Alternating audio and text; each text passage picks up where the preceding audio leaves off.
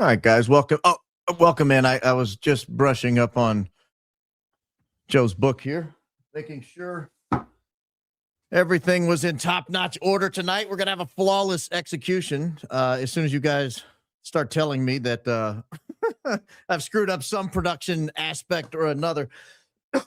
I'll be honest. I had to really, really, really make a game time decision, and I can't do it.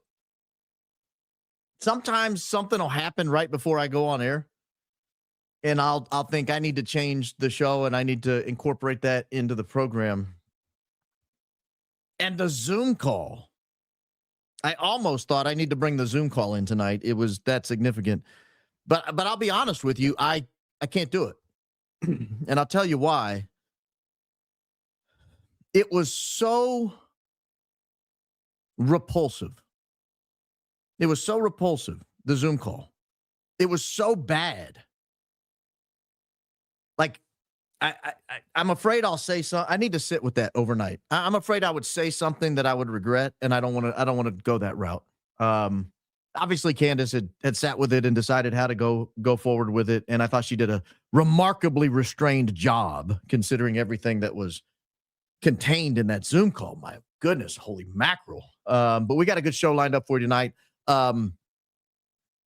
Man, I'll tell you something else that happened to me today, and then I'll get into the opening statement. I was doing a side research project, something I did not intend to cover tonight, but I am going to mention it tonight. I'm doing a research project that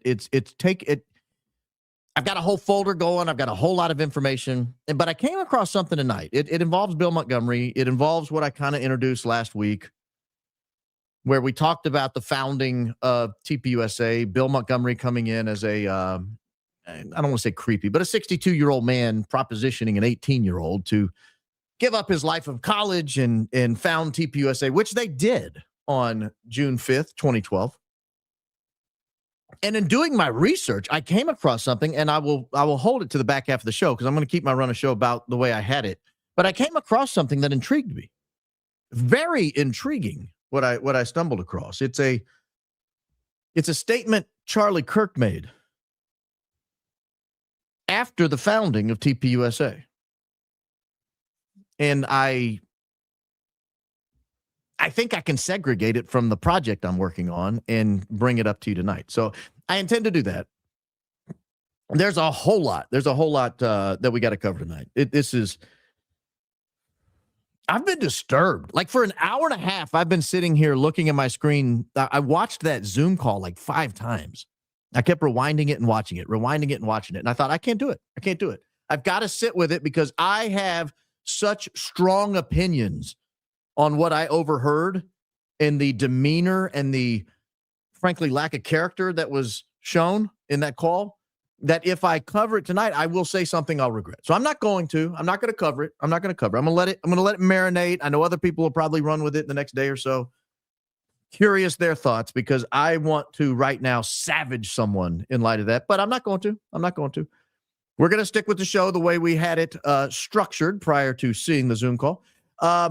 Opening statement is a little dense, but I think you'll see where I'm going pretty quickly. So I hope you see where I'm going pretty quickly. And I will jump right into it because it's a little on the longer side. So here's your opening statement. The use of numbering systems like 1.0, 2.0, 3.0, and so on are often referred to as dotted integer or semantic versioning. The numbering standard originated as a way to track changes and improvements in engineering and computing systems. It allowed developers and users to identify the significance of upgrades at a glance. The scheme typically denotes major releases. For example, an increase in the first number, the one to the left of the decimal, would indicate a substantial overhaul or drastic improvement over version 1. So, for example, going to version 2.0 from version 1.0, that would be a drastic improvement, a substantial overhaul. More minor updates would be noted after the decimal. For example, version 1.1 would indicate a minor upgrade or some new features that would not cause compatibility disruptions with version 1.0. patches or bug fixes would fall in line after a second decimal. Think of version 1.0.1 as a set of bug fixes for version 1.0. The roots of this numbering system trace back to pre-computing practices. Engineers are believed to have developed the system to document revision control. The different versions distinguished changes in fit, form, and function. They ensured compatibility and traceability as a particular system improved. In computing, the dotted sequence emerged in the early 1960s. The Digital Equipment Corporation system is the first known system to use it. Around 1964, the Digital Equipment Corporation used notations like version 6.1 for releases. This period is often seen as the dawn of modern computing. By the 1970s, the X.Y numbering system for improving versions began to pick up steam. In 1972, Bell Labs' source code control system applied it to file revisions using 1.1 for the first change after 1.0. It marked one of the earliest software-specific uses. Radio Shack actually used it. They had a software system, TRS-DOS 2.0 in 1978, and that applied to their operating system. Radio Shack even used 2.1 as a quick patch for their TRS-DOS 2.0, paving the way for today's broadly used numbering conventions. The 1980s and the 1990s saw an explosion in the use of this X.Y standard in operating systems and software. For instance, Microsoft's DOS and Windows employed decimal-like versions. Being officially an old man, I distinctly remember using Windows 3.1, for example. Linux began their operating system on version 0.01 in 1991, and they finally hit 1.0.0 in 1994. The message was clear. By using 1.0.0, Linux was signaling to the world in a language we all had learned to speak by that time that they had a foundational and functional complete operating system.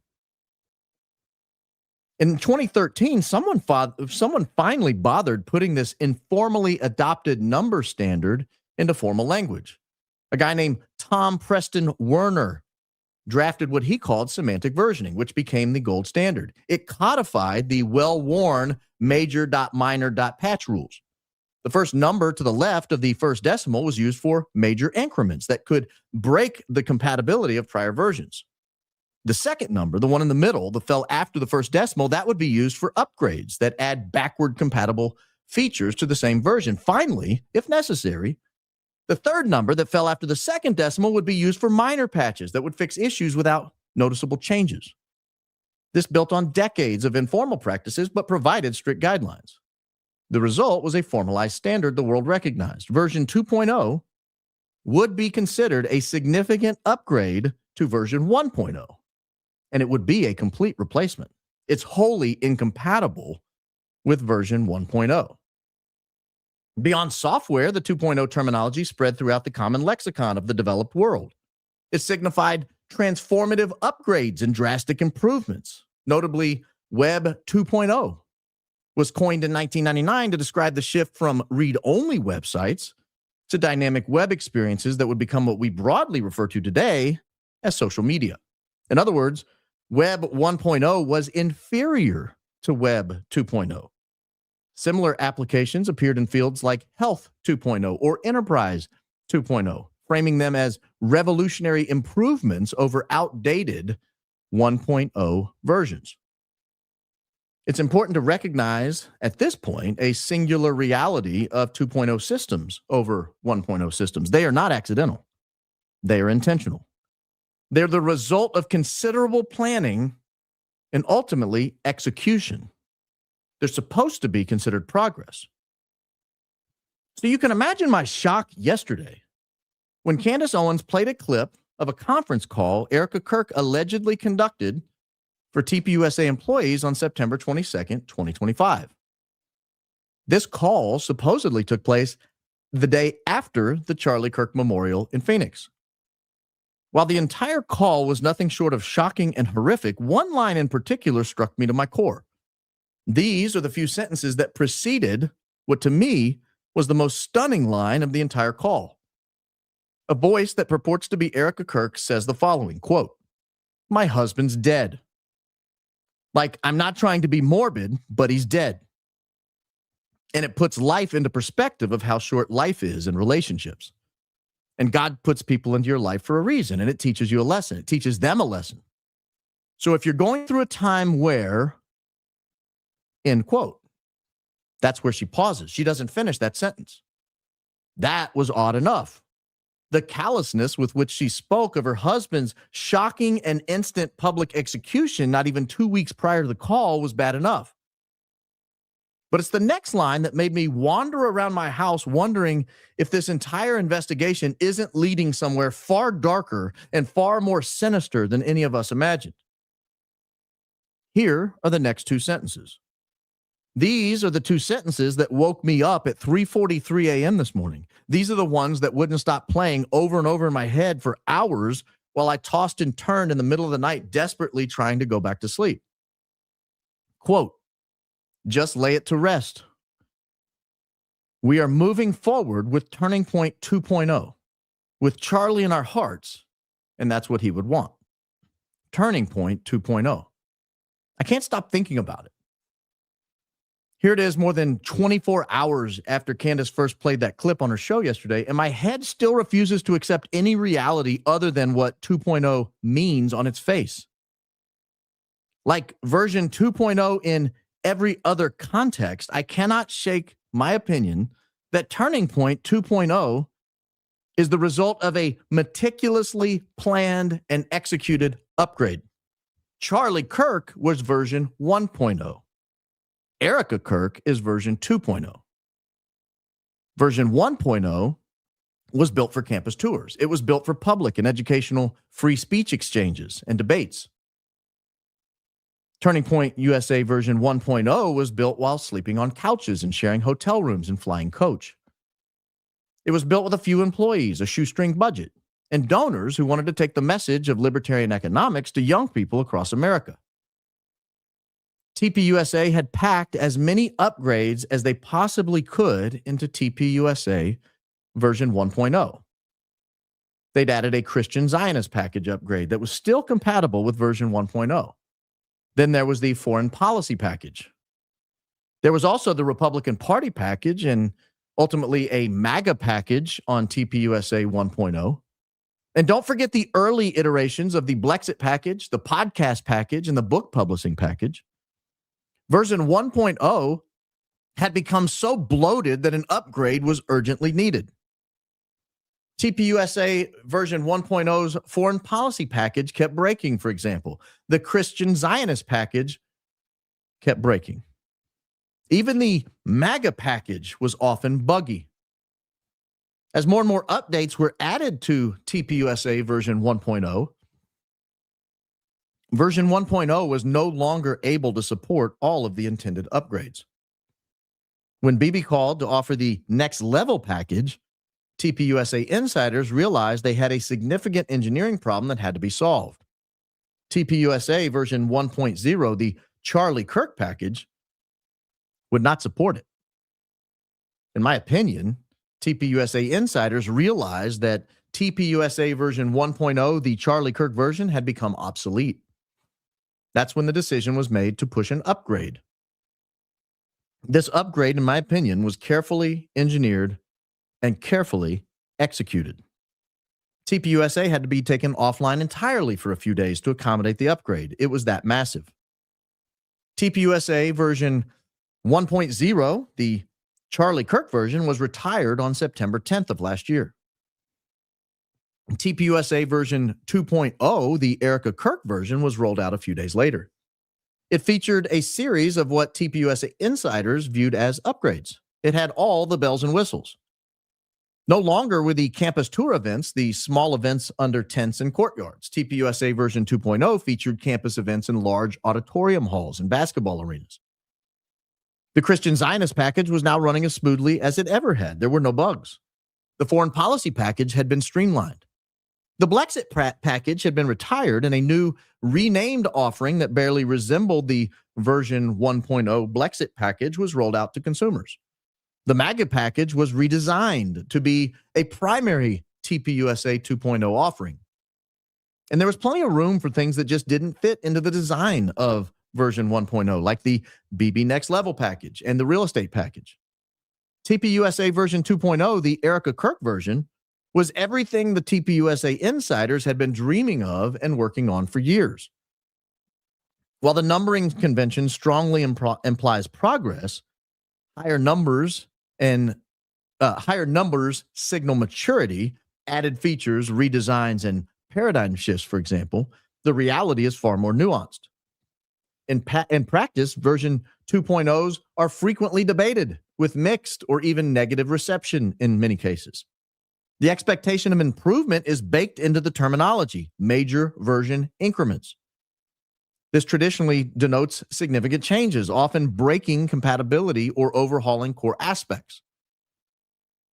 This creates a strong cultural bias towards assuming version 2.0 is better than version 1.0. However, real-world outcomes frequently contradict this. Unfortunately for TPUSA insiders, the consumers and general public do not always view 2.0 systems to be an improvement over 1.0 predecessors. Think New Coke. When the Coca-Cola Company rolled out New Coke in 1985, it was the result of years of planning. It was supposed to be a less offensive, easier to drink cola-flavored soda that would take the Coca-Cola Company to the next level. The public hated it. They hated the name. They hated the logo. They hated the taste. In semantic versioning and formal release practices, a major version bump like 2.0 over 1.0 often explicitly requires changes that forever destroy version 1.0. It cannot be re-released. What is perceived by developers as a massive upgrade can make a product objectively worse for users reliant on the old system. Marketing almost always frames it positively, but user sentiment, reviews, and adoption often tell a different story. Ultimately, while a version 2.0 is marketed and conventionally understood as superior, it's far from guaranteed. The label is aspirational more than descriptive. Whether the public tolerates this TPUSA version 2.0 is yet to be determined, but in my opinion, it certainly is off to a terrible start. That is your opening statement. And I'm telling you guys, if I had written that after seeing the Zoom call, it would have been harsher. That's all I can say. If I had written that after seeing the Zoom call, I would be beside myself right now. I would be absolutely beside myself. I do want to go backwards to yesterday, though. I want to go back to yesterday's call, and I want to pull in a few clips. I want to pull in a few clips of that very few people have seen. One of them, I think, had like 60-something views, or maybe 500 views, because I think it gives us context to some of the things that were being said. So I want to go backwards yesterday to the leaked Erika Kirk call that Candace Owens played on her show.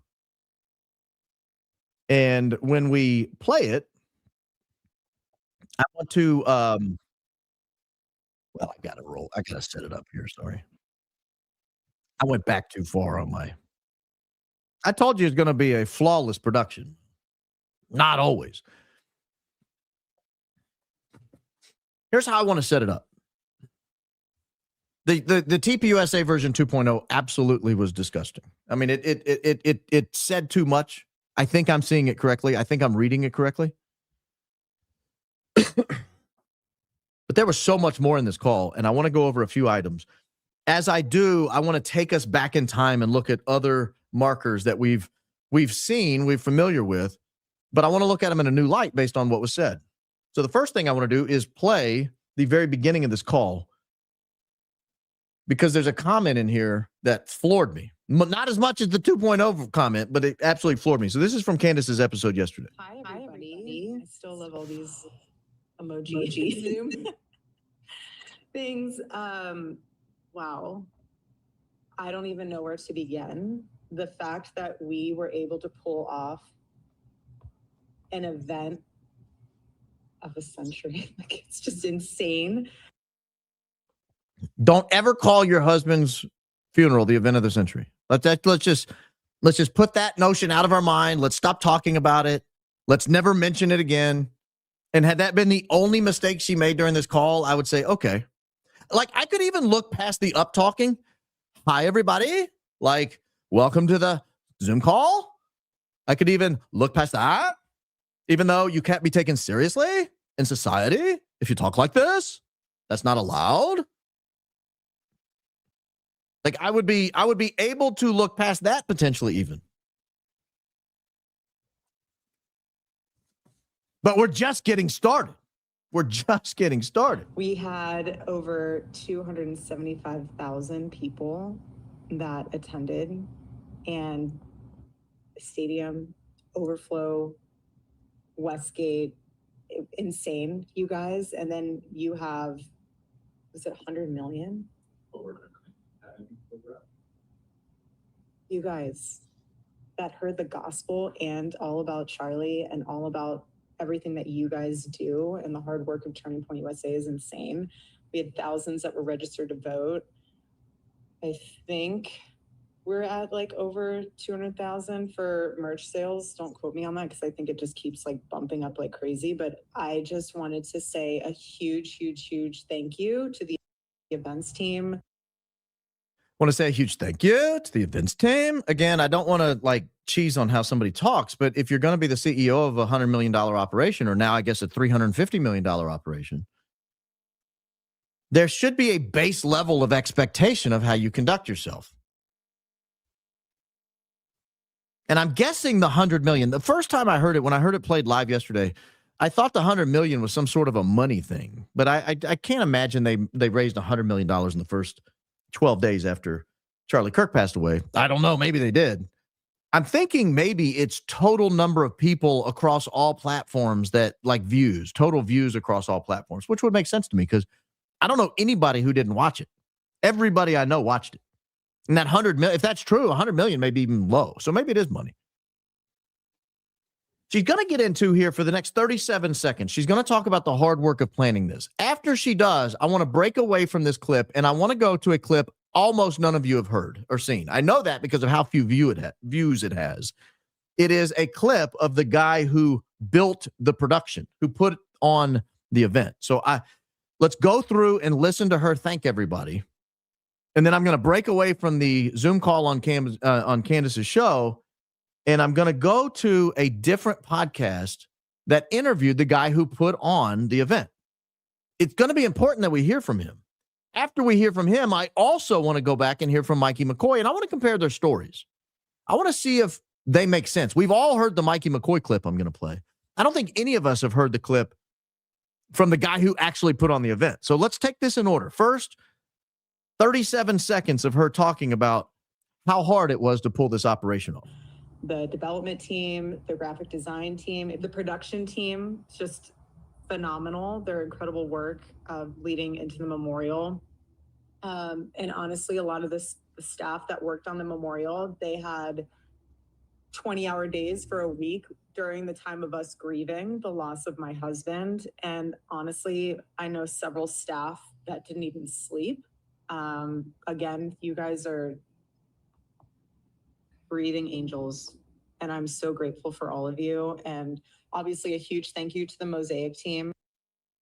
The Mosaic team. Let's go hear from the founder of the Mosaic team. Now, again, I cannot get past the up talking because I am 46 years old. Nobody in my generation talked like that. Nobody. Not anybody I went to high school with, not anybody I went to college with, not anybody I knew as a young adult. This is a wholly new phenomenon that has hit the world. If you do this, stop it. And I don't mean to be rude or ugly or mean, but stop it. You will not be taken seriously in public. So just stop it. Stop doing it. Don't act like you're asking questions on every sentence. Obviously, a huge thank you to the Mosaic team. All the hard work, all the long days. Don't talk like that. Nobody talks like that. Nobody should talk like that. But I want to break away from this podcast for just a minute. We'll come back to it. And I want to open up the a podcast that was done by the founder of the Mosaic team. I didn't know what the Mosaic team was. I had to look it up. I was unaware that the Mosaic team was a contractor they used. And I want to bring them up. I want to play a couple of minutes of this just so you can get an idea of what they did to get this thing up and running. Now, the reason I don't think most of you have seen this video has 61 views right now. This video has 61 views right now. It's on a channel with 662 subscribers. So I don't think you guys have seen this. If you have, you're one of 60 other people because I watched it, or 59 other people because I watched it twice earlier. I think it was like 57 views when I started watching it today. So I guess 4 other people Googled it because of the Mosaic team. But this is a whole podcast with Mosaic's Brad McCraw. He seems like a totally decent guy. This is not knocking him at all. I'm not attacking this guy. I'm not undermining this guy's company. I think he's spectacular. I think he's incredibly competent at what he does. Anybody who watched the memorial service will agree that this obviously has to be one of the most talented people in this space. I mean, it was brilliant. So don't take anything that I say tonight as a knock on this guy. Now, I'll be knocking the other one a little bit here and there. I'll be talking about them from time to time. But I'm not knocking this guy. He doesn't talk like that. But this is a brief discussion, a brief description of how this came together. Kind of landed in a good spot for that. Turning Point USA has been one of our major clients for 6 years now. An amazing client. Charlie Kirk was amazing to work with. We met him by happenstance. It was through another worship leader, and they had another production company. They ended up firing that other production company. I was at the right place at the right time. Jumped on board with them, and it's kind of been through the roof since then. I mean, they've grown. That was 2019. And you can see their growth since 2019 and where they were and kind of the small events we were producing on their behalf to where we are now, where we're producing their normal events are upwards of, 10 to 15,000 people at a time, big arena events, big convention center events. And then obviously because of the tragedy that happened with his assassination, we were called in because they trusted us fully to produce his memorial. So we were called in to produce the memorial that happened a couple weeks ago.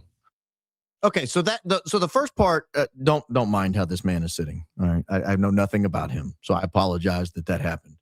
I thought I was going to cut it off before that was going to pop up on the screen. So I apologize that you were assaulted in such a manner. But again, I think the guy is a totally decent human being. I think he's competent. I think he's just a hardworking guy. But he talked about the growth of the events. And I'm going to go back. The reason I'm not pulling this all the way down is I'm going to go back to him for another 40 or 50 seconds or so in just a minute.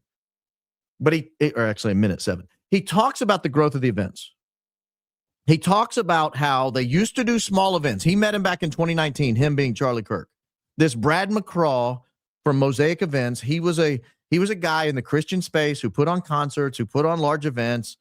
And he met Charlie Kirk in 2019. He said they were putting on small events. This is what they did. They went around on college campuses and they put on events for, a few thousand people here and there, a few hundred sometimes. Now they're putting on arena events. Again, this is the move into Turning Point USA 2.0. This is the move into Turning Point USA 2.0. Now, I want you to listen to what he talks about here with how this first event was different from all the other events that were going to be on the tour, or the next few events that were going to be on the tour. Yeah. Where were you when you heard the news?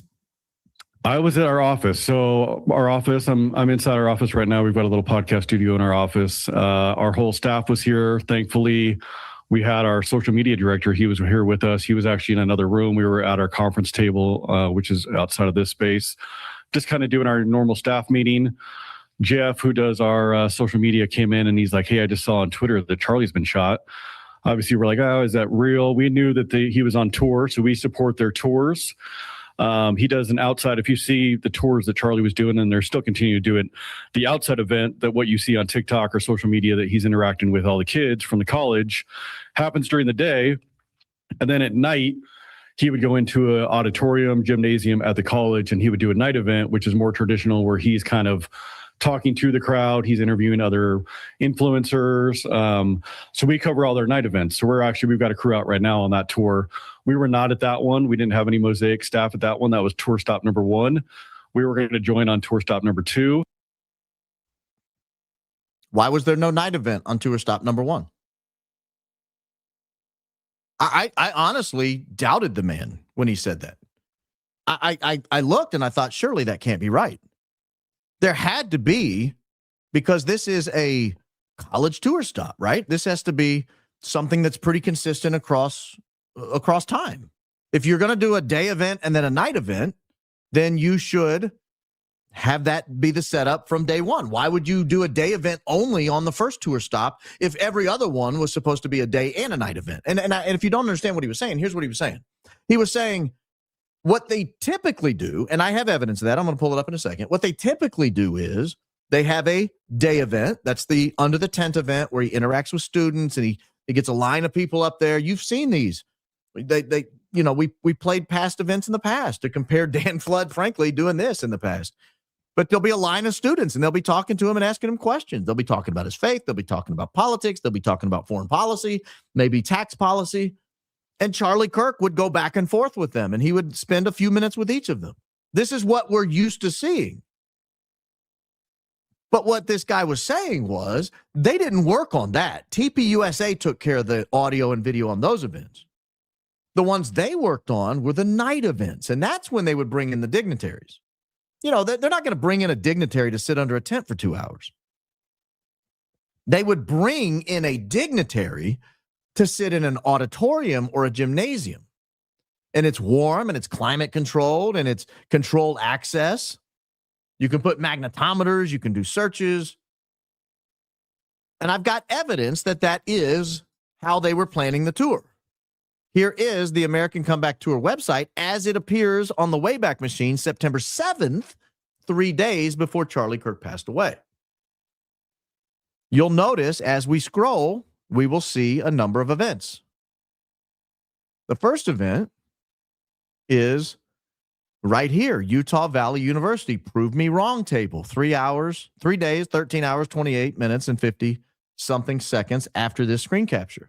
And there it is right there, September 10th, Utah Valley University Prove Me Wrong table. There's no night event. That's the only item on September 10th.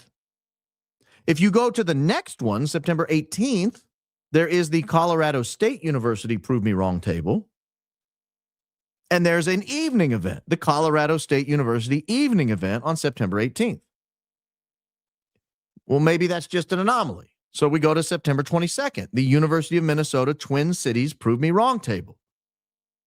And then we have a University of Minnesota Twin Cities evening event the same night. Well, surely this guy doesn't know what he's talking about. Maybe that's not the normal course. No, we go to Virginia Tech, Prove Me Wrong table, September 24th. And then we have a Virginia Tech evening event, September 24th. This is the way it was structured. This is how the tour normally worked. I don't know why there wasn't an evening event on the first night. I just thought it was a little bit of an anomaly when he said it. I heard that and I thought, maybe I'm missing something. Maybe there's more to it than that. But it doesn't appear there was. Now, I want you to hear this guy's explanation of how they ended up in the football stadium. Most of you know, if you watched it, almost everybody's aware by this time, they end up in the Arizona Cardinals football stadium that seats, I think, close to like 80,000 people. It's absolutely massive. But they originally were going to be in the hockey stadium next door. Apparently, there's a sports complex there in Phoenix. I've never been there. I've been to Phoenix, but I've never been to the sports area of Phoenix. I've flown into Sky Harbor and driven away. What a cool name for an airport, by the way. Sky Harbor. Yeah, that's dope. I mean, every airport, it really is a Sky Harbor, but whatever. Phoenix Sky Harbor.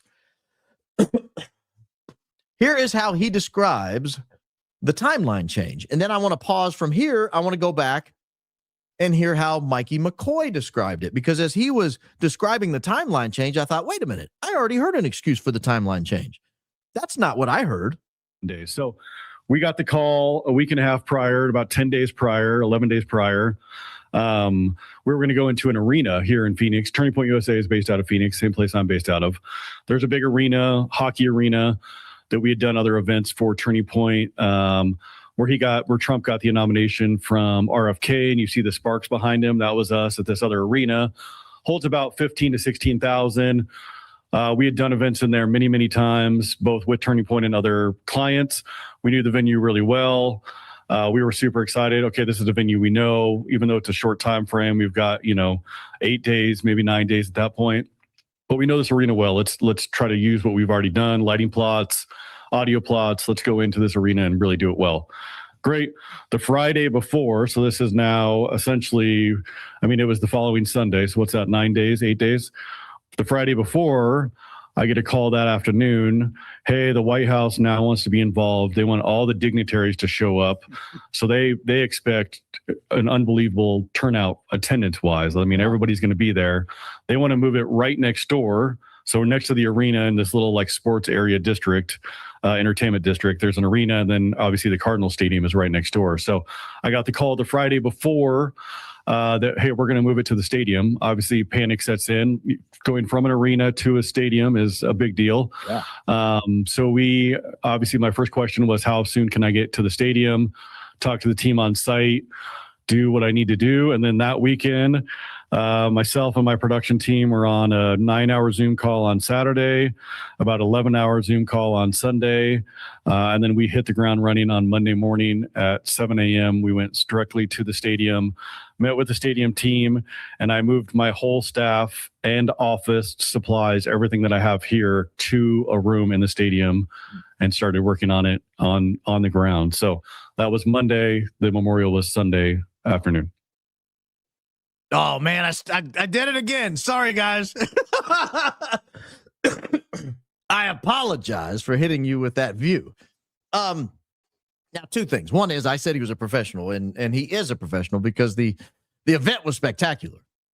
His ability to breathe around a microphone is not. But that's something that takes some reps, guys. You got to get in. You got to understand how radio works. You got to understand how microphones work. You got to understand how you got to move your mouth around the microphone a little bit when you're breathing in. You also can get a noise gate, guys, and that will take that breath out. But we're not going to criticize the man's podcast studio. It was a nice studio. It was beautiful. Had the wall of wood and foam behind him, like a lot of people have. But I would suggest, if he's going to go into podcasting, if he's going to go do a broadcasting career, learn how to work the mic a little bit, buddy. Learn how to move your mouth left and right. You'll notice I always pause sideways a little bit. That's not for effect. That's so you don't hear me go every time I take a breath in. Anyway, I'm not cheesing on the guy. He can do what he wants. At least he wasn't talking like this, because that would have driven me crazy. I wouldn't have been able to handle it. I wouldn't have played 2 minutes of what he had to say. So that was his explanation for the timeline. That was his explanation for how they ended up in the football stadium. How they ended up in the football stadium. Well, lo and behold, I've already heard an explanation for how they ended up in the football stadium. It was from the amazing Mikey McCoy. The amazing Mikey McCoy. As this guy was talking, I thought, wait a minute, I've already heard how they ended up in the football stadium. It had nothing to do with the president. It had nothing to do with the White House. I remember it being a few TPUSA insiders sitting around a conference table. And they were talking what Charlie would have wanted. And he would have gone, more, more, more. Oh, man, I almost did it. I almost played the clip without sharing it. But not tonight. Not tonight, ladies and gentlemen. Professional operation. This is a very professional operation. Not going to let you down like that. No. I know how to breathe around a microphone, and I know how to share video. That's all that you require. All right, here's what we go. Here is the Mikey McCoy version. Now, you remember the Brad McCraw version was they had started planning for the hockey arena that seated 14 to 16,000.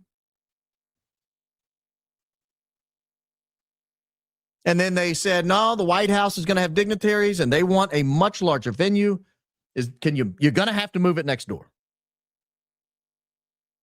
Here is how the very happy Mikey McCoy explains how it happened. I mean, you were just at the White House yesterday. I mean, you're out there, Mikey. How are you holding up? Give us an overview. Thank you for having me on, Frank. I'm doing as best as one can. Everybody is. And just before this program started, Frank prayed, and he goes through every single name of everybody in our office. So if you're looking for a reason of Frank Turk being a great man, look no further than the fact that he pays attention to everybody. But we're all hanging in there. Our whole staff is struggling, but being at the office, being together, talking about the show, running the organization, doing the things that we used to do with Charlie is the only thing really bringing us the most comfort right now. And all of us will laugh because as we're talking and as we're planning events and doing things, we hear Charlie's voice in the back of our head. And I hear this all the time. It's like ingrained in me. Where, even for the memorial, when we were planning the memorial, we were going to do it at Desert Diamond Arena, which holds 20,000 people. And me, Erika, Elizabeth, we all look at each other and we're like, more. Charlie would be telling us, you need more people. There's not enough people. And so we jumped over to Cardinals. So did they lie to the guy? I mean, when I went back and watched this, I thought, what, did they lie to him? Did they lie to Brad McCraw and tell him who runs Mosaic, who's done hundreds of events for TPUSA in the past? Did they lie to him and say that the White House was requesting a venue change because they were embarrassed that the amazing Mikey McCoy, the amazing Mrs. Mikey McCoy, and the grieving widow were going, more? Now, trust me, it does not surprise me that Erika Kirk is saying more. That does not surprise me. You can sell a lot more merch to 100,000 people than you can to 20. I'll just be honest with you. You can. A lot more hats. A lot more registrations to brag about. A whole lot more data collected from Mom's Superfeed company. You can do all that more at a football stadium than you can at a hockey stadium. But that's just, did they lie to him? That was like the threshold question. Whose idea was it to move the event next door? Was it the amazing Smiley McCoy? Or was it the White House? Because that's two different people. Those are fundamentally different entities. I hate to do this, but I've got to go back because I got one more thing that I've got to hear the amazing Smiley McCoy say.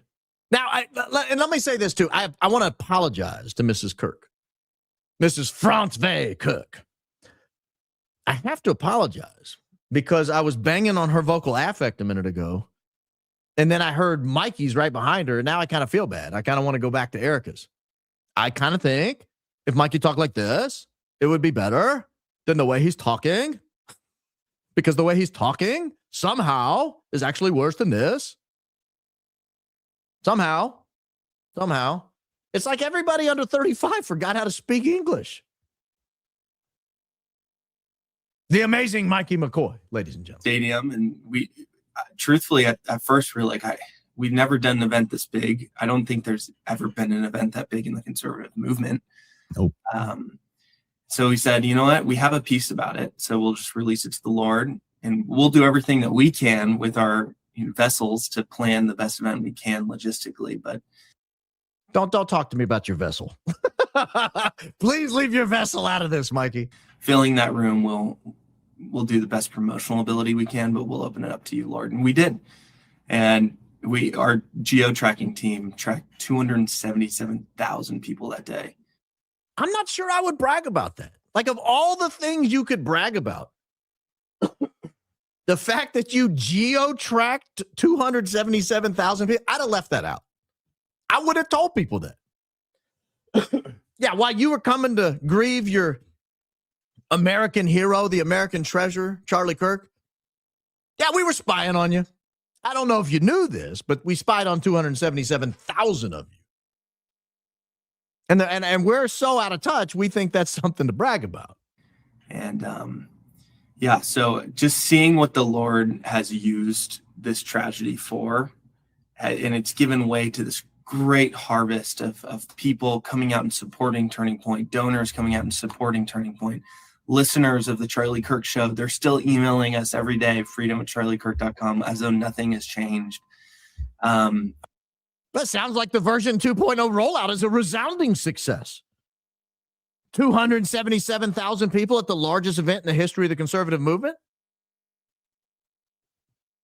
New tracking technology rolled out at the largest conservative movement ever held. I challenge him, by the way, on that, because I was part of an event that was much larger than that, but I'm not going to, that's neither here nor there. But again, Mikey's like 12 years old, so he obviously doesn't remember anything that happened before him. But it sounds to me like version 2.0 is off to a striking, successful start now that we just had to get Charlie out of the way. The metrics cannot be disputed. Our events are going on. America Fest is going on. I replaced it now. I have a whiteboard right there, but I used to have a thing called Vision 2025. Mm-hmm. It was this goal set marker that Charlie made back in 2022. And he said, this is called Vision 2025. It's all the goals we want to meet as an organization. And it was broken down interdepartmentally. So you had field, and it was this many chapters, events, this many people at events, cost-effective events. And there's two things left on there. One was launch the high school program and have more high school chapters than college chapters. And the other thing was have 25,000 attendees at America Fest. And Those were the last two of the 20, not even, it was 100 markers that we had to meet. Those were the final two. And we may or may not have met those. I'm not going to disclose any information on how many people we have coming to America Fest, but yeah, we're very close to, we've hit both of those markers, and God is good. He's used this tragedy and just paved a way. Even Christians, people are going to church. All right, I can't hear any more, Mikey McCoy. It sounds like I said, it's off to a resounding success. Vision 2025 accomplished. Vision 2025 was Charlie Kirk's final vision. He had a whole 100, 200, 300, whatever it was, the amazing Smiley McCoy was talking about. There was a tremendous number of items that Charlie wanted to accomplish. They were down to the final two. After that, we would have to upgrade the system to Turning Point USA 2.0. 1.0 is now obsolete. It had been, everything had been accomplished.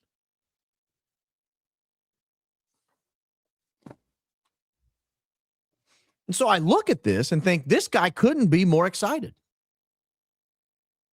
I just think if I was talking about executing on the vision, the final chapters of the founder's vision, and I had been about 12 or 15 feet away from him when he was shockingly cut down at 31 years old in the prime of his life, a father of two. I'd like to believe I wouldn't be like rah, rah, sis, boom, bah when I'm talking about we've accomplished his final vision. He set something out 3 years ago. He worked like a dog to accomplish it. In those 3 years, by the way, he had two kids, a 3 and a 1-year-old. How much time could he have spent with them if he wasn't executing on this Vision 2025?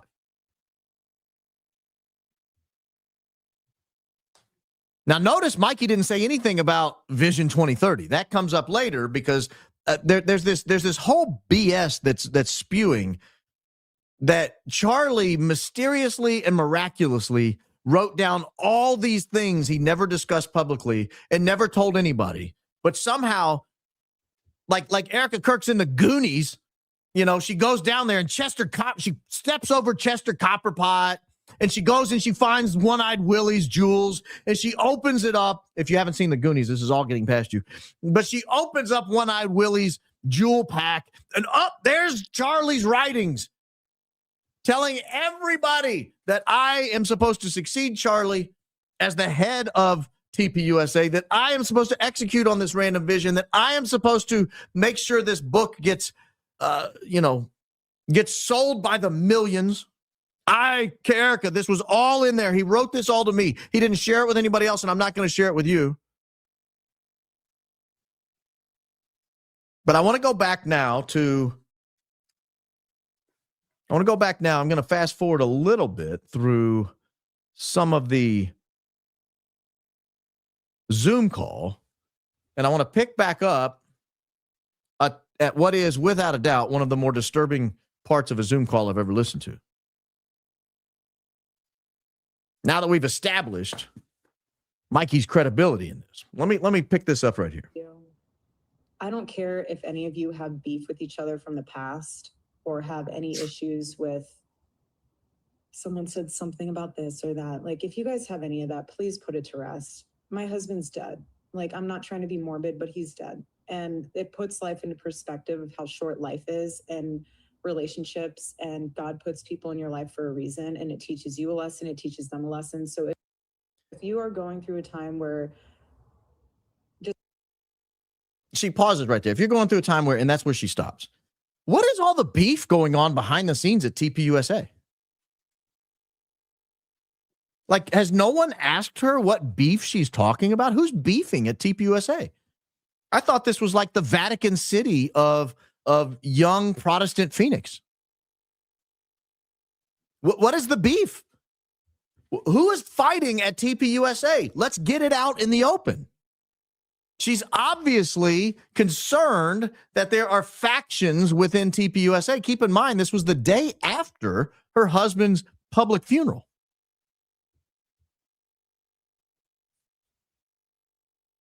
Just lay it to rest. We're moving forward. Lay what to rest? The beef? Now, I want you to listen to this next part. This is the part that shocked me to my core, that caused me to wake up in the middle of the night when I went to the bathroom and I laid back down and I looked up at the ceiling in the pitch black room and I thought, 2.0 is an upgrade. 2.0 is an upgrade. When you talk about Turning Point 2.0, you're talking about a planned and executed upgrade of a system. just lay it to rest, and we are moving forward Turning Point USA 2.0 with Charlie in our hearts, and that's what he would want. Is that really what he would want? Turning Point USA 2.0?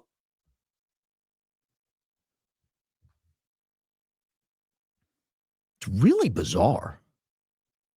Who's beefing? And was this a planned upgrade? Because it sounds to me like it was. Now I want to kick it. Obviously, this is all from Candace's show. She's the one that broke this yesterday. Now she talks about the grieving process, and I got to play through this part. I've skipped ahead a little bit, but I want to play through this part in particular. I'm just grateful that while things were still in motion and moving around, that we had our leadership teams provide for you. That's a really weird choice of words. Our leadership teams provide for you. Who provides for you? Like if you've worked places, would you ever describe your boss as providing for you? Now, you provide for your family, you provide for yourself. I've never worked anywhere where they've provided for me. What all did they provide? Counselors, pastors. I heard there were therapy dogs. Slightly jealous that I didn't get to have any moment with a therapy dog. I'm slightly jealous I didn't get to play with a freaking golden doodle. Yeah, I know my husband's dead, but they're kind of cute. Have you ever seen their little cheeks? They'd step up on their haunches. Oh, they're so great. I think they were wearing bows and bandanas. Guys, this is a weird woman. This is not a woman fit to lead a $100 million organization. Frankly, this is not a woman fit to lead a family. I'm sorry, it's not. And I think Charlie knew that. That's my guess. It's my opinion. But I think Charlie had figured that out. I can't believe he married someone that talked like that. She was 36 years old, ladies and gentlemen. She's not 12. I understand it if you're in middle school and you're an uptalker. I got to go with my mom. She's making me go to school.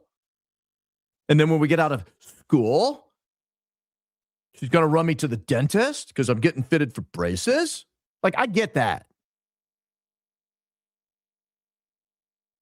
But you're a 36-year-old. Stop talking like that. And stop laughing about a therapy dog when your husband just got slaughtered. Breakfast. I was really adamant about making sure that we paid for your flights for your spouses to be there. That was something on my heart. Did they fly in the Gulfstream 5 or were they stuck in coach with your humble host? She never took me up on the flight. I offered to pay for her next 2 flights if she would fly coach. She didn't call me. It didn't surprise me. I would have called. You offer to pay for 2 of my flights, I'm calling. You don't want to grieve alone. No one's supposed to grieve alone. It's not healthy. But I just think it's a beautiful honor that all of these benefits were made for the community to grieve and remember Charlie. And I really hope you took advantage of those in a healthy way when they were provided, because it's meant to be for everyone for healing. Grief comes in waves. Some days are going to be tougher than others, but take it as it comes. And that's why you have your Turning Point family, and just lean on them and lean on other people in your life that will help you and pour into you and pray with you to get you through it. To get you through it. Now, who is she? She keeps talking about how important it is that you have someone else to grieve with. Who is she grieving with? Who is the person handling her grief? Because this was like a solid minute of this call talking about how important it is that you have people to grieve with, that you don't grieve alone. Who is Erika Kirk grieving with? For God's sake, don't tell me it's a therapy dog. I'll puke. Who is she grieving with? Because I think whatever the answer to that is, whatever the answer to who she's grieving with is, that's awfully telling about what's going on in her mind. Is she grieving with her mom and dad? Or is she grieving with the family? You know who else has family, right? That's right, the mafia. That's where the family is. They also call themselves a family. You can't go against the family, kid. No. We're a family. Come on. Let's go whack someone. Now, I want you to listen to who she thinks you should use should you need outside assistance. I say that, though, that if you do need more time to grieve, please continue to use Turning Point USA's network of counselors. Why? Why are you telling me who I can use to grieve with? Why can't I choose my own counselor? Why should I please continue to use your counselor? That's kind of weird, right? You remember the video I played? It was 10 episodes or more ago. It was on the Latter Daily Saints podcast. And the guy was offered hang on a second. The guy was offered 2 or 3, 4 counseling sessions with a particular counselor that was recommended as part of the grieving process. And to his credit, I mean, he just watched a man get slaughtered in broad daylight right in front of him. I would probably want to talk to someone too. I mean, especially if I didn't have a wife and kids to come home to, I'm close with my family. I could call my mom, my dad, I could call my sister. But if I didn't have that, I would definitely want to take advantage of it. Well, this guy calls one of the counselors and he gets kidnapped. He gets locked in a room and told that he's made the worst mistake of his life, that he's now under threat. But I'll be honest, I don't trust anybody at this point that's hired by TPUSA. I sure don't trust their counselors. How do we know those 40 people that were fired weren't using TPUSA counselors and didn't disclose something to them that ended up getting their pink slips? We don't. I don't know the answer to that. I'd be very curious if any of those people took advantage of any of the TPUSA offerings. Did you talk to their counselors? Did you talk to their pastors? We have pastors. I mean, there are so many resources for you. If you do need additional time off, please talk to your director about using paid time off for that. And again, it's not easy, but again, grief is hard. Okay. If you need additional time off, you can use paid time off. Well, Erika, what if I've used all my paid time off? It's the end of the year. It's September. The summer's come and gone. A lot of people use all their paid time off to take family vacations in the summer. Maybe you get 10 days a year and you think, you know what I'd like to go to Canada, and I'd like to, go to Banff, right? I want to go to the Bahamas, maybe take a 2-week cruise through the Caribbean. Maybe I want to go to Alaska and hike around or go to Yellowstone and spend a couple of weeks in nature with my family in the summer. Maybe you've used all your PTO. Or maybe you think your PTO should be used for Thanksgiving and Christmas so you can spend some time with your kids. And you don't want to burn all your PTO here in the fall while you're grieving the loss of your boss who got, again, slaughtered in broad daylight. That was a weird moment to me when she's like, yeah, if you need additional time off, please feel free to use your benefit package. How about you just give everybody, how about you close the frickin' office for a couple of days? I've worked at many places where they've closed the office for a day or two for this or that. It's a national tragedy. I mean, I've worked places where they closed it after a national tragedy. Like something happened to someone else that none of us knew, and they're like, take a day off. So this is the last little piece I think I want to play from this. This is what solidified in my mind, in my opinion, that this woman is wholly unfit to lead any organization and is completely out of touch with reality. The turning point to the TPUSA 2.0 kept me up at night. This drilled the nail in the coffin. I don't see how TPUSA can continue forward with Erika Kirk after what you're about to hear for the next minute or so. And that's even before the Zoom call from today that I'll have to digest, or else I'm going to say something I don't want to say. Like, you think I'm being harsh today. But the next minute and 24 seconds that I'm going to play, in my mind, solidifies that this woman needs to, in my opinion, needs to be institutionalized. Like, she's a danger to herself and others. Otherwise, honestly, Turning Point USA and Turning Point Action, full steam ahead, you guys. Charlie would want us to get back to work, and that's what we're doing. And that's what we did with the memorial. And I'm so honored and proud of each and every one of you, because that's what we're going to do in his honor and in his name. We have so much to do, which is exciting. No, don't ever describe your 11-day dead husband's mission as exciting. Don't do it. Even if you think it, don't do it. There's a reason historically they locked widows away for 40 days. It was to protect them. It was not to protect us from them. It was to protect them so we wouldn't judge them on how they grieve, because everyone does grieve differently. Some of us grieve like Valley Girls, up talking and talking about how much money we're making. Some of us grieve that way, apparently. Charlie in heaven is like, you guys thought you had a busy schedule, then just you wait. No, Charlie's not in heaven bragging about how hard these people are going to work for their pay. That is not what he's doing. That is such flawed theology that someone ought to stop her. Someone should have broken in and said, Erika, stop. You're making an idiot of yourself. You cannot continue this conversation. They should have stopped the call. Someone should have unplugged the internet to the office.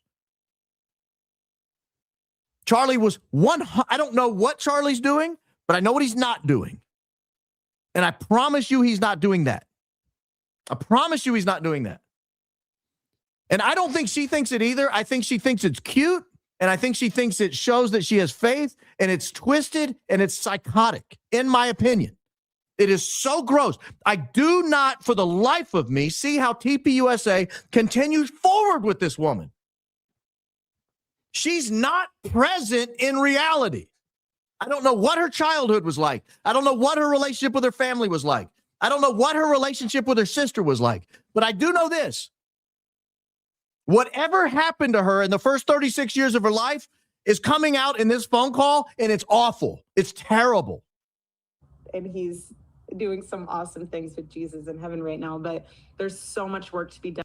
But no, we don't use conjunctions like but and when you're talking about people's time in heaven.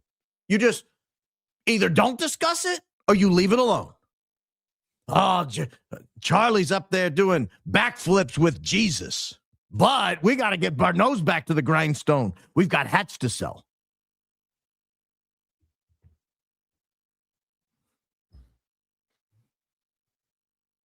I cannot believe whoever was in the room, and someone was in the room with her. She was talking off camera to somebody.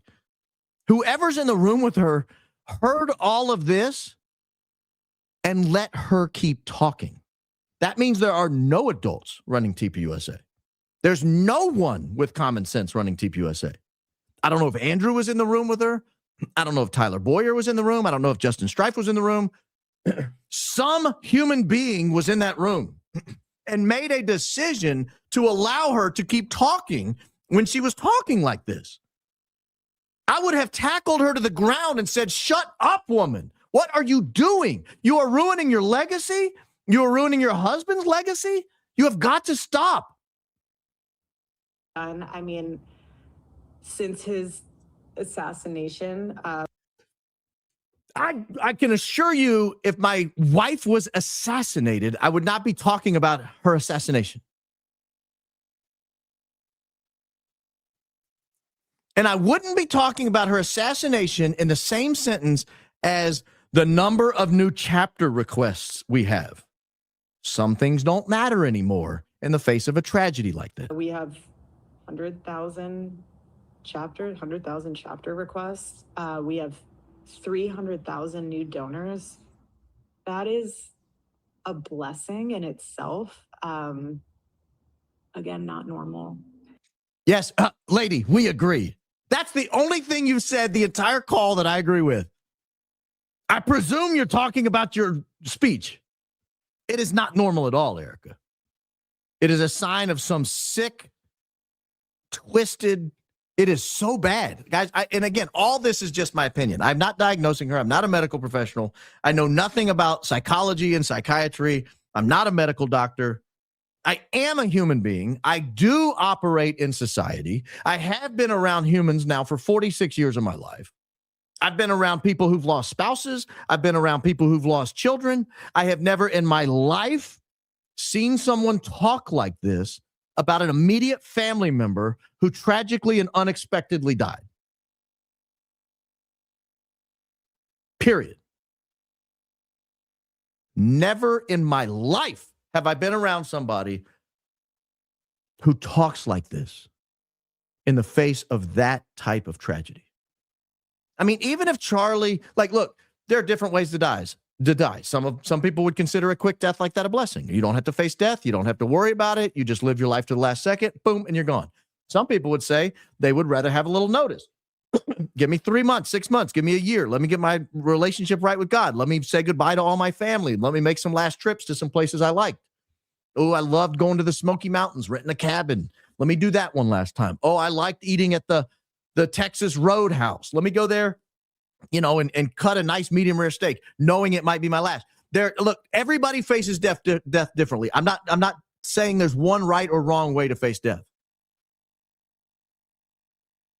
I mean, I've heard so many people say, "Oh, I'd rather have, months of preparation." I've heard people say, "I'd rather die in my sleep and not know what's coming. Wake up and see Jesus." There's no one right way to do it, but here's what I know. For those of us left here on earth, after it passes, after it happens, there's a grieving process. It just is. Particularly when it's someone as close to you as a spouse. And if I ever was in a room with somebody whose spouse passed away 12 days ago, and that there was a public memorial for the spouse the day before, and they were focused on merch sales, money coming in. Oh, I got 300,000 new donors, sold 50,000 hats, got 100,000 new chapter requests. I think I would look at that person and think, the hell is wrong with you? Like literally, what the hell is wrong with you? Just a few more seconds, and then this is done. Oh God, I think we have 50,000 plus hat orders to fulfill. I mean, I'm saying these numbers because it puts into perspective that we're not just sitting and thinking and looking at the wall, being like, what do we do? Like that, there is so much to do. You have over 20,000 AmFest registrations.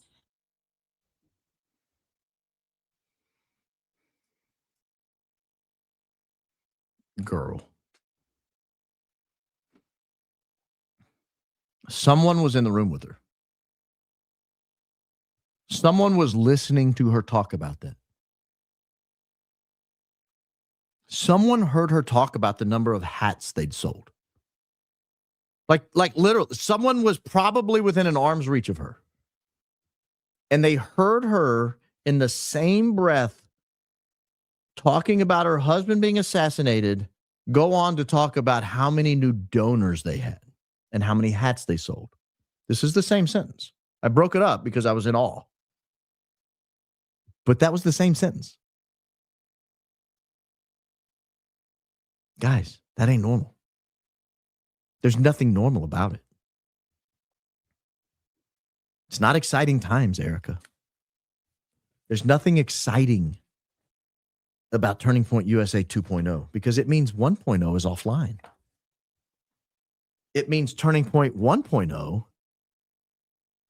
is broken. It's not working.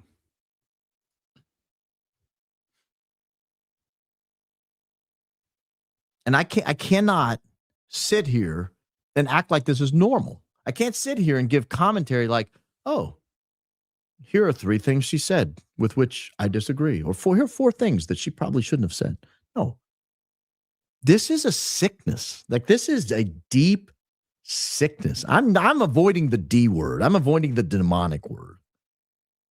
But I can imagine a demon who loves human misery and suffering and death. I can imagine a demon celebrating money in the face of the spouse's death. I can definitely imagine that. I can 100% imagine that. I'm going to pull something up here. We discussed yesterday. Let me see if I can find. This was a last minute addition to the show because I was.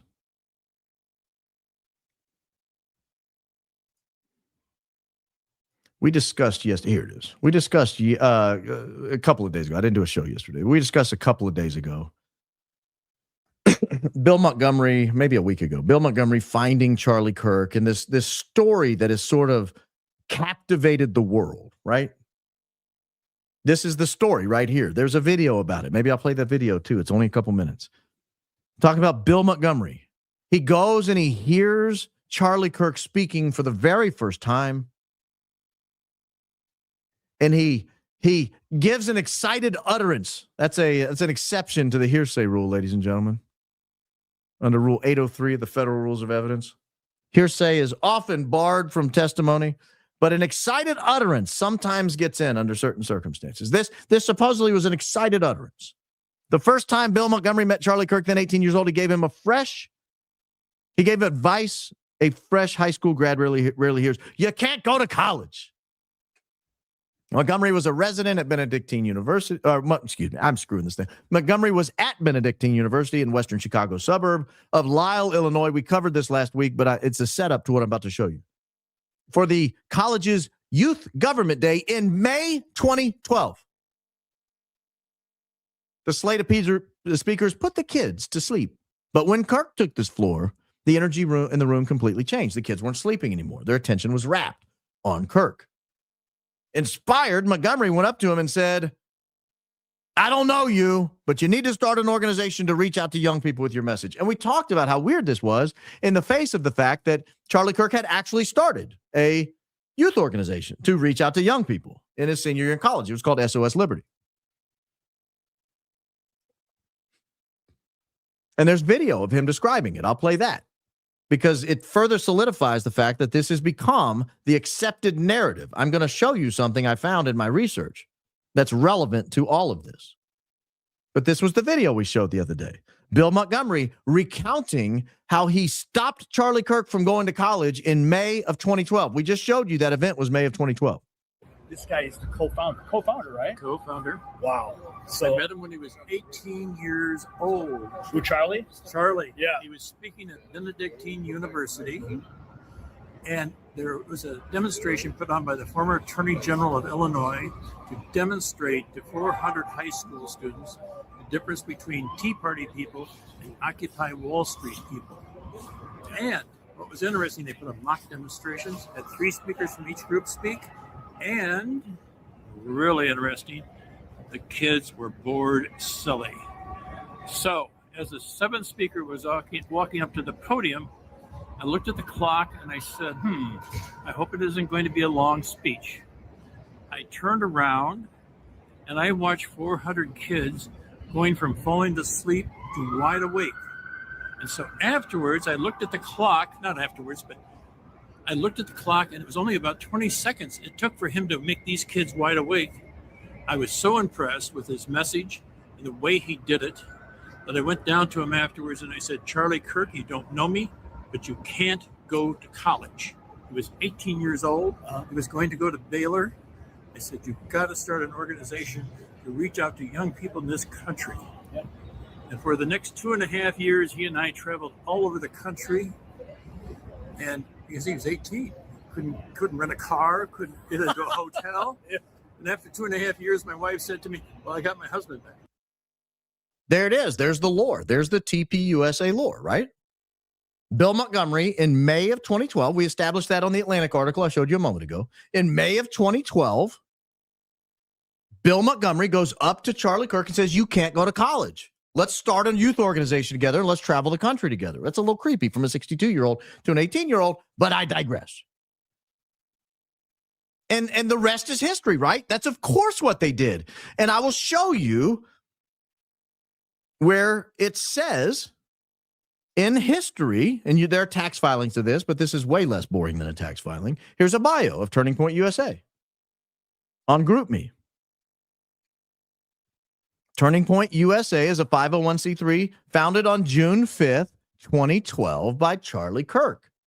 If you go back, you can find the filing documents dated June 5th, 2012. I showed you those documents during the last show. I'm pretty sure I showed them to you. I had them pulled up. I don't remember. I thought I was supposed to show them to you if I didn't. June 5th, 2012. This fits the timeline. So you've got Bill Montgomery telling the Atlantic, or the Atlantic telling us about this story of Bill Montgomery. You can't go to college. That took place in May. Then we have founding documents filed in Illinois, June 5th, 2012. Obviously, on June 5th, Charlie Kirk did not intend to go to college, right? I was researching someone in Charlie Kirk's life and their childhood, someone who's helping the program. I'm not ready to go forward with all that yet, but I'm researching Charlie's childhood. I'll just say that much now. There's some people who are questioning the lore. And I asked for evidence that Charlie, because the lore is Charlie, when he filed the TPUSA documents, had decided he wasn't going to go to college. That is the lore. That is what we're told. That's what we're supposed to believe. That's the Charlie Kirk narrative. He was not going to go to college. And I was sent this. I asked for evidence and I received it. Here's the evidence that Charlie Kirk still intended to go to college. This is a Facebook post, June 20, 2012, 15 days after the TPUSA paperwork had been filed. Where are you going to college, Charlie? Baylor, and Texas is so beautiful, it looks just like a painting. This is Wednesday, June 20th, 2012, more than 2 weeks after TPUSA had been founded. He was still planning to go to college. What changed? When did it change? And who changed it? Because the myth is that Bill Montgomery shocked him to his core in May in Lisle, Illinois, at Benedictine College, and convinced him right there on the spot in a magical, mystical moment that Charlie Kirk realized instantly college was not for him, that he was destined to greatness, and that greatness would be found in TPUSA. And I don't know who Sue Finau is, but if you'll look, you'll see what Charlie Kirk was doing about that time. Here he is in March of 2012 with Robert Griffin III on Baylor's campus in a Baylor t-shirt. Probably was doing a campus visit of some sort. Here he is in April 20th. He's standing with Scott Walker. So he obviously was, I mean, if you remember, Scott Walker at the time was a thing. Turned out to be a dud, but I mean, at the time he was like considered a thing if you go back to 2012. So he's already, the month before he founds SOS Liberty, the month before he finds Bill Montgomery, he's already rubbing shoulders with Scott Walker at some sort of donor event or some sort of event, and this person isn't shocked. You do get around.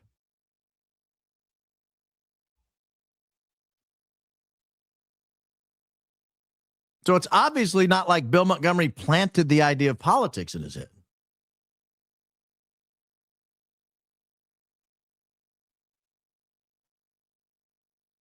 This is an interesting one. This is The Crew, Turning Point USA, August 7th. He's still wearing a Baylor shirt. I wonder, at this point, just a week or so before the students at Baylor were supposed to report, was he still planning on going? But this was it. This was the Turning Point USA crew. But I thought that was fascinating because it flies in the face of the accepted narrative that Bill Montgomery shocked him to his core in May and that he knew he couldn't go to college anymore, and that's why he rushed out on June 5th and filed paperwork to found TPUSA with his newfound mentor who he had known about 2 weeks, Bill Montgomery.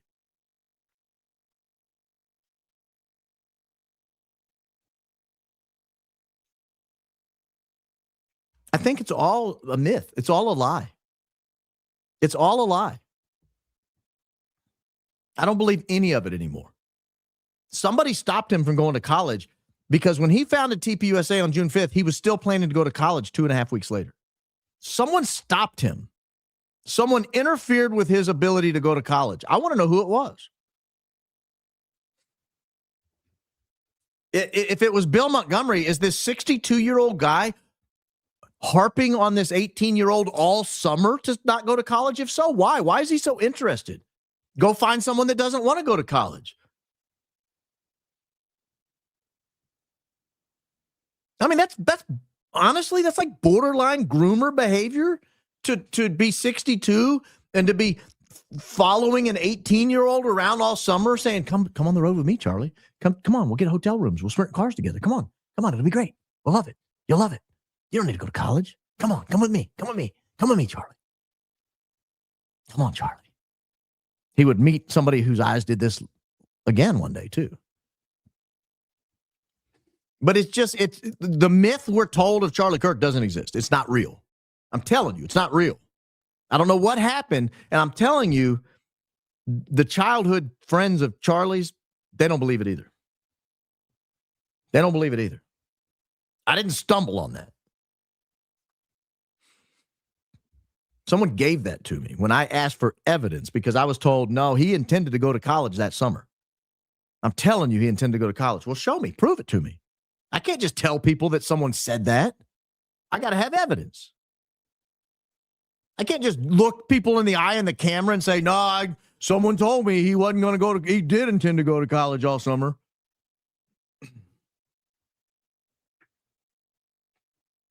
Here he is, 15 days later, saying he's going to college. He's going to Baylor. Something happened. Something happened.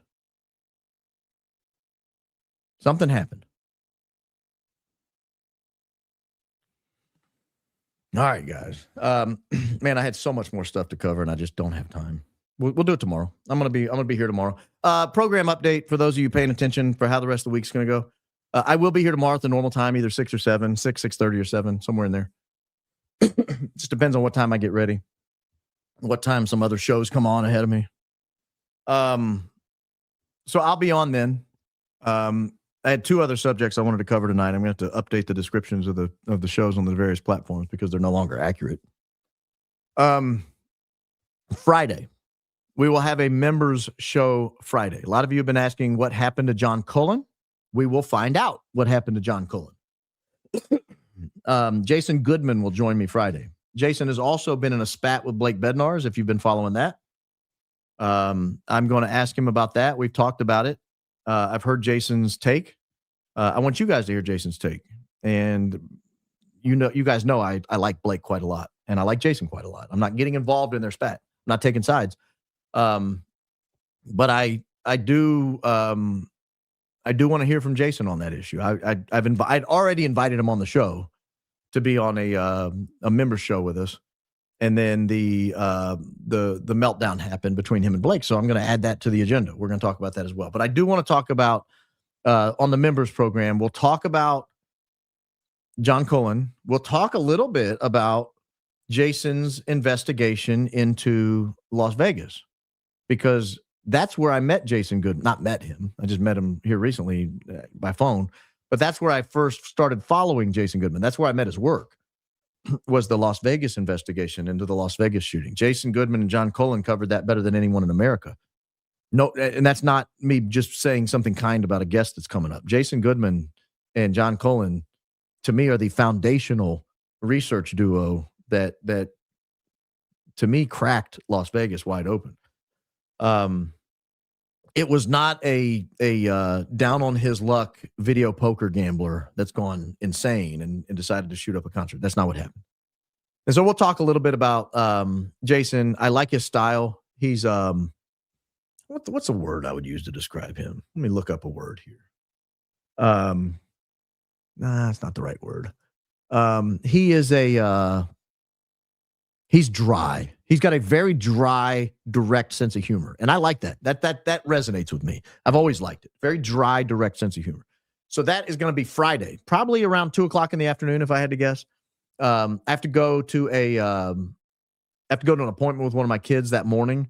So it might get pushed back to 3 p.m. Central Standard Time, but it'll either be at 2:00 or 3:00 Central Standard Time. So if you're a member, you'll get the notification. I'll put the notification out as soon as I know what time it'll be. So you'll have plenty of time to prepare and be there. I told him to be prepared to go an hour or two. I don't want to go longer than 2 hours on a members show if we can avoid it. So we'll do that. And but tomorrow we'll do a normal program. I will pick up on 2 of these topics that I had to boot today, including the Marjorie Taylor Greene bit, and including a little bit more about Charlie's media plans that we'll talk about tomorrow that are relevant, I think, to what's going on. So if you're a member of the media, if you're a member of the grand jury, that'll be available for you Friday live, and for everybody else, we'll be on live tomorrow night at the regular time. For Billy and Brandy and Billy, everybody liked the vid. You too, Baron. You can like your own video, apparently. I don't have it pulled up. I'll do that from now on. How many people have liked the video? Well, that says 271. That's obviously not right. Oh, we're only at 6,600. Guys, don't fall down on the job. There's 20,000 of you watching. Click the like button. Boop. Click the like button. YouTube loves it. YouTube loves to see growth. If they don't see growth, they start pulling your show back. We don't need all that. If you don't follow Billy and Brandy, get over there and do that. They're great. Brandy and Billy. I always say it backwards. Are you familiar with Gary Wayne and the Genesis 6 conspiracy? Is that the Nephilim? Nephilim, however you pronounce it. I was not raised religious. His work started my interest, and you and a few others have me invested in seeking Jesus. I watched Nefarious per your rec. Thank you, sir. God bless. Nefarious is amazing. I hope a lot of you guys watched that. I recommended that on the show 2 nights ago, and it is phenomenal. If you've not seen Nefarious, make plans. It's well worth it. Baron, love your show. Can you please give a happy birthday shout to my daughter, Mara? She is 22 today. Thank you, and God bless. Happy birthday, Mara. You know, my sister, my daughter, my 19-year-old daughter, sent me a video that she came across on YouTube of one of her friends, I guess her age, maybe a year or two younger even, watching the program. It was on in the background. She was doing like a social media post, and your humble host was in the background. She's like, Dad, you're famous. I'm like, no, I'm not famous. There's just one girl watching. I can't help that. So, hello, local girl. Hello. And happy birthday, Maura. Ivan, thumbs up for Baron. Baron. TV viewers, please use your remote to arrow up. You should see thumbs up, highlight it, and click enter. There you go. No Joe's in here. No. It's a high IQ outfit, sir. Baron, my coworker. Hey, Jill. Hey, Jill. What up, girl? Oh, should I talk like Erika? I'm going to read all the comments like Erika. Mentioned Candace's dream and said the betrayed to the left part might be symbolic. Brides literally stand on the left of the groom. Makes you think. I'm not going to read them all that way. I can't do it. I've heard that theory. I've also heard the theory that New Braunfels is bigger than we think. And I think there might be something to that. We will continue looking at New Braunfels, Texas. Donation to Barron's private plane fund. No. Oh, my gosh. That's almost, that kind of is what got me going on the Zoom call today on Candace's when she talked about the private plane. When she talked about her kids throwing toys on the plane, I'm like, ma'am, kids don't throw toys on planes. Most kids don't fly on planes.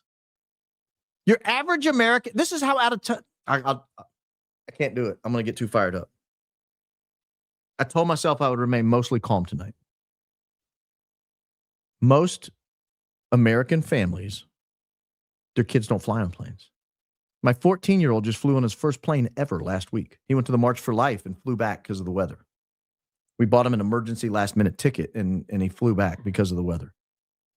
Most American families, particularly large of it, their kids don't fly on planes, Erika. They certainly don't fly on planes enough that you would use a metaphor for surviving the grief of your dead husband, that metaphor would include the well-worn image in your mind of your kids having a meltdown on a private jet.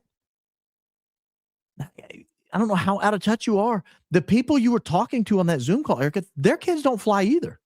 And if they do, they don't fly private on a Gulfstream 5 where their kids can throw toys the last 15 minutes of the flight. It's just, when I heard that, I thought, this woman is out of touch with reality. She doesn't know who she's talking to. It reminds me of a story. Thank you for your, let me finish the comment and then I'll tell you the story. Also, if Erika knew Charlie had died before she took off for Uriah, for Utah, how did Andrew not know if he took off later? I think Andrew's plane took off about 20 minutes earlier. I could pull that timeline back up. I don't think that's accurate. I think Andrew's plane took off 15, 20 minutes before Erika's did. It reminds me of, I think it was somebody famous, and they were talking to Jay Leno on his show, and this is in the 80s, maybe early 90s. And for those that don't know, Jay Leno used to be a late night talk show host. I'm assuming most of you know that. But he had a late night talk show, and it was the most popular show in America. Millions of people watched it every night. And they pre-recorded it.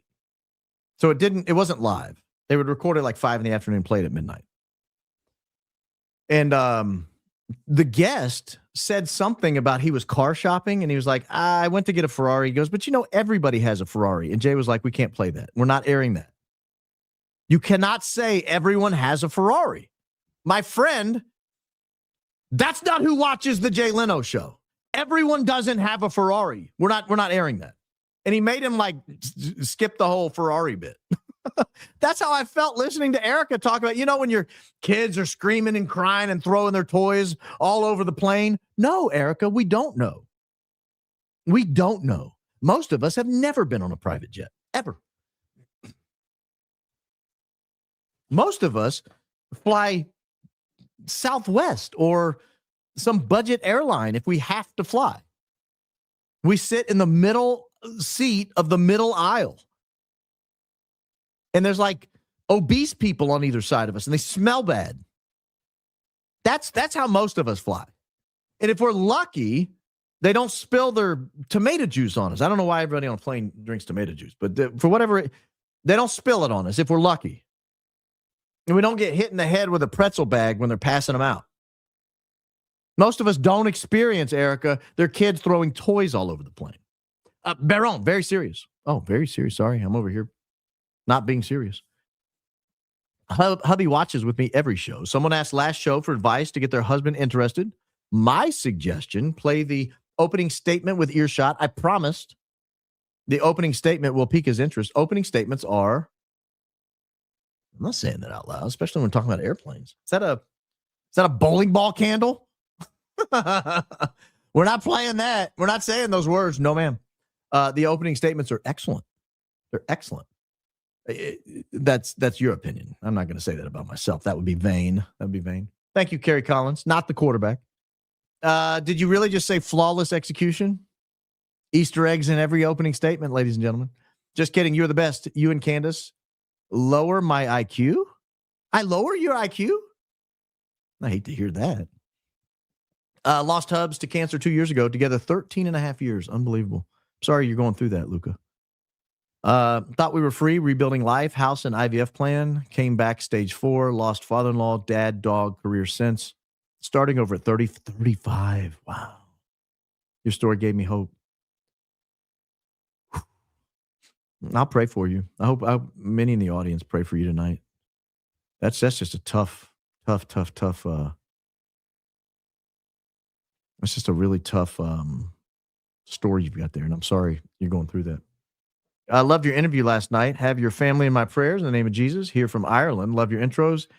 EK has fallen. Yeah, I was on with Trigger Smart yesterday. If you haven't caught that, it was a fun interview. He's a great dude. Very knowledgeable, fun guy. Technically very savvy. He was in there changing camera angles just to make fun of me that I only have one camera. Watched Nefarious last night. Super powerful and disturbing. God bless you and your family. It's a great movie. Great movie. Very accurate about how demons work. If you have the opportunity to interview Roger Stone, I'd be interested to learn more about his association with Ray Cohn and the bribe at Liberal Party's headquarters per Roy's instructions.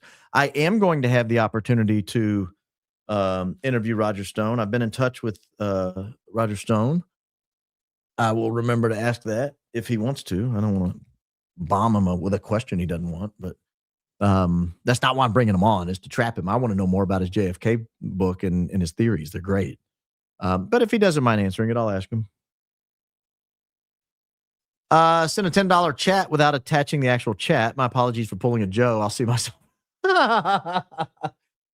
Poor Joe. Golly. Joe and the midget horse have taken so much abuse on podcasts lately. I watched Vengeance last night. Good acting produced by faith-based pro-life company. Wow, such surprise. Did you notice Glenn Beck played talk show host at N? Shocked me. Did you watch Vengeance or Nefarious? Thanks for the whatever. Love you, Baron. Thank you for all you do. You're awesome. Well, thank you, Candace. Not that Candace. I think you're talking about Nefarious. Yeah, Glenn Beck, I think, made a cameo there at the end. Great stuff. For the record, my name is not Joe. It's just part of my last name. Oh, like Jones or Johnson. Baron's such a great host that I'm happy to be ending my birthday with his high IQ outfit. Happy birthday, S. Joe 75. The betrayal from the left, anyone can betray you, but none more consequential, meaningful than a spouse. Watched Nefarious, Grid Wreck. I'm glad you guys watched that. That makes me so happy. When my sister heard me give a shout out to Nefarious, she said she didn't know I'd watched it. She'd watched it like 3 or 4 times. It's that good. I've watched it several. I watched it 2 or 3. Can't remember if I watched it. We watched it with our kids. We made our kids watch it. Like, hey, this stuff's real. Watch out. As a lawyer, shouldn't the widow be a person of interest or suspect if she, 1, experiences a massive financial gain from her husband's murder, 2, tells many proven lies about the murder circumstances, 3, is demon possessed? I wasn't expecting that third one until I read it. Yes, and particularly. I would think so. Yeah, me too. That's why I couldn't go too far on it tonight. Second super tonight. I ordered Charlie Kirk book, journalistic purposes. Haven't read all, but the acknowledgments praise Rob McCoy. Can I email them to you? No. I believe you. I believe that he absolutely acknowledged them. A Nefarious Plot, book by podcast host Steve Deast of Blaze TV. Executive produced the movie. Runs show on Christian principles. Steve and Aaron are Christians. Can't remember denomination. Todd is Catholic. I've heard good things about Steve Deast. I honestly haven't dug too deeply into him. I know he and Charlie did shows together. Baron and Ian Carroll should team up. Baron and Ian Carroll should team up and explore this fake snow, geoengineering, and NASA ties. Guys, the snow is weird. I'm not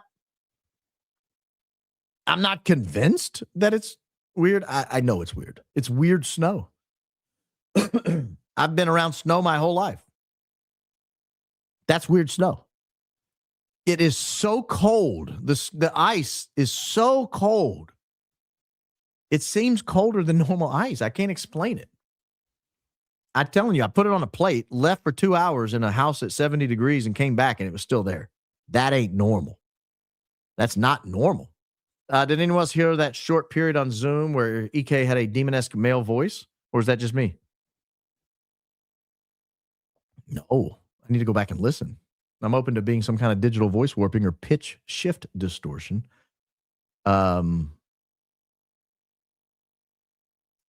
Yeah. I found a deed to a property that links the Kirk family to the Franzwey family back in 2010. Charlie would have been around 16 and have more info. Well, email it to me, Amanda. realbaronpodcast@gmail.com. I'll get somebody right on it. Erika did interview on 9/16 with New York Post. Super weird that she said medics ripped his necklace off when they were giving aid to stop the bleeding. May not mean anything, but we saw the necklace break on camera. Why even say that, though? Yeah, it's a good question. She might have just misunderstood. I'm giving her the benefit of the doubt. She may have just saw that it was broken, assumed it had been ripped off. That's the nice way to put it. The more difficult thing is that she's just not telling the truth. Hope, please. Did you and sub favorite host today? I don't know what you're asking. I wish I did. Julie, I'm a widow. Watched the Zoom call on CO with my daughter. When EK was laughing, I asked my daughter if she remembers me laughing so soon after my husband was killed. She said, no, you wore his shirts and stayed in bed all day for a month. First, I'm very sorry you went through that.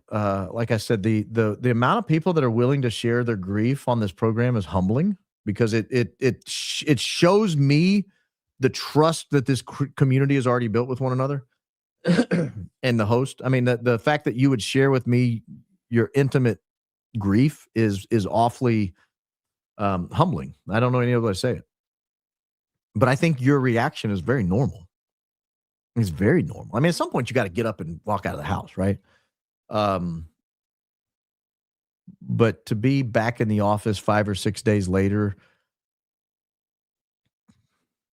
having the Zoom call she held that I heard today on Candace's show is I cannot cover it with a straight face and be polite. So I'm going to wait till tomorrow. I think I'll cover it tomorrow, assuming nothing massive breaks. I think I'll cover the 2 stories I was going to cover today in the Zoom call. And maybe, again, if something breaks, I'll add it to the program. But I definitely want to cover these 2 things that I was going to cover today. And I got to talk about the Zoom call, but I have to sleep on it.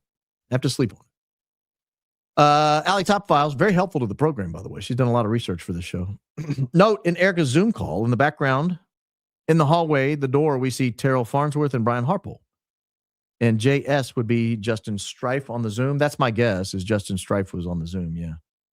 That's a good catch on the Terrell Farnsworth and Brian Harpole.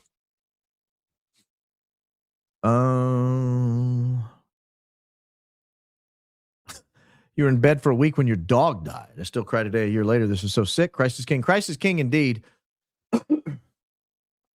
I had to take my dog to get her put down. I had a little Yorkie named Molly. I had to take her to get put down during COVID. What a weird experience because I wasn't allowed in the office. It was raining. It was kind of cold and drizzly. It was like a November day. And I had to just kind of hand her through the door. And I was expecting to come in and they were like, here, we'll take her. And I was like, well, can I go with her? And they're like, no, it's COVID. I was like, well, can I have her back to say goodbye?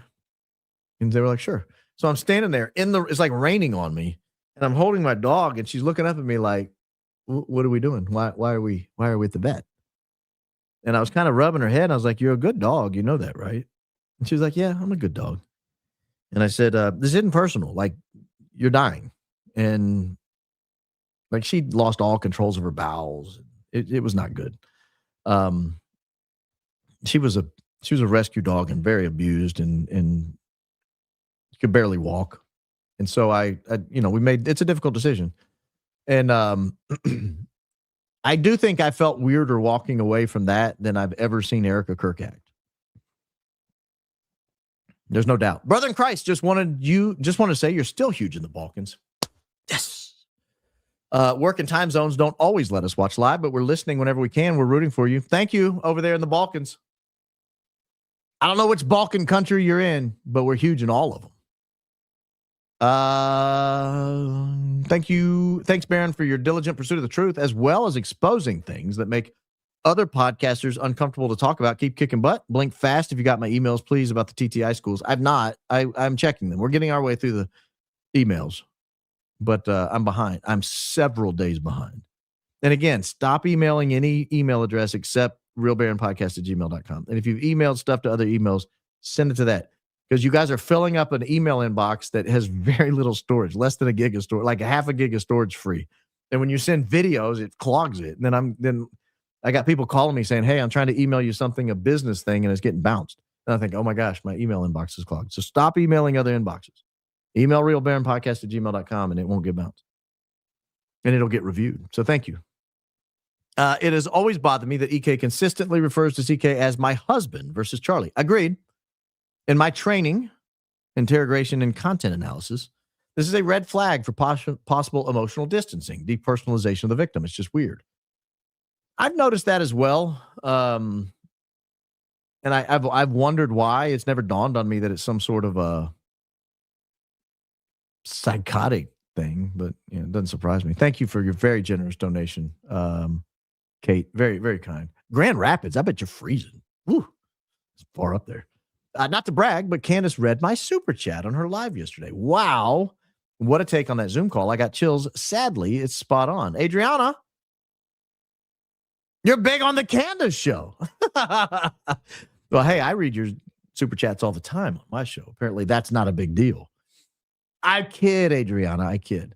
Hey, Baron, love from Montana. Have you seen Devil's Advocate? I have. Yes, with Al Pacino. Yes. Kind of reminds me of Charlie Kirk and what he may have gone through. Love your show. Keep going, Max. Jesus Christ is king. Christ is king indeed. I have seen that. It's been a long time. I think I saw it in college. So like 25 years ago or more. That had Keanu Reeves in it and had some, oh gosh, who was the woman? I remember it was pretty racy at times. Had a racy moment in it. Don't recommend it to the kids. They decided to hit Control Alt Delete reboot. They couldn't control him, so they went with alternate and deleted him. That was my point of the opening. You got it. I'm thinking of setting up a Baron fans Discord for us to connect and share. I also look into X community. If you're interested, please holler at me on X so I can link you when it's ready. Cat Crazy Jan 1 on X. Look, I'm busy. Like I've got so much to do. I cannot manage a Discord. I've had so many people say, "Can you open a Discord?" I don't have time. If you want to open one, I'm all in favor of that. Just understand Discord is can be pretty wild at times. Can be pretty wild. Also, before I forget again, I'd love your thoughts on DB Cooper. Todd Snyder had a great DB Cooper song. R.I.P. Todd. DB Cooper. I used to have a favorite theory of who it was, and I can't remember who I thought it was. But yeah, cool story. I first heard about it through the Todd Cooper. Was it Todd Cooper song? Hold on. DB Cooper was 20. TB Cooper's song. Todd Snyder. Yeah, it was a Todd Snyder song. Yeah, it was a great song. If you've not heard it, pull it up on Spotify. It's great.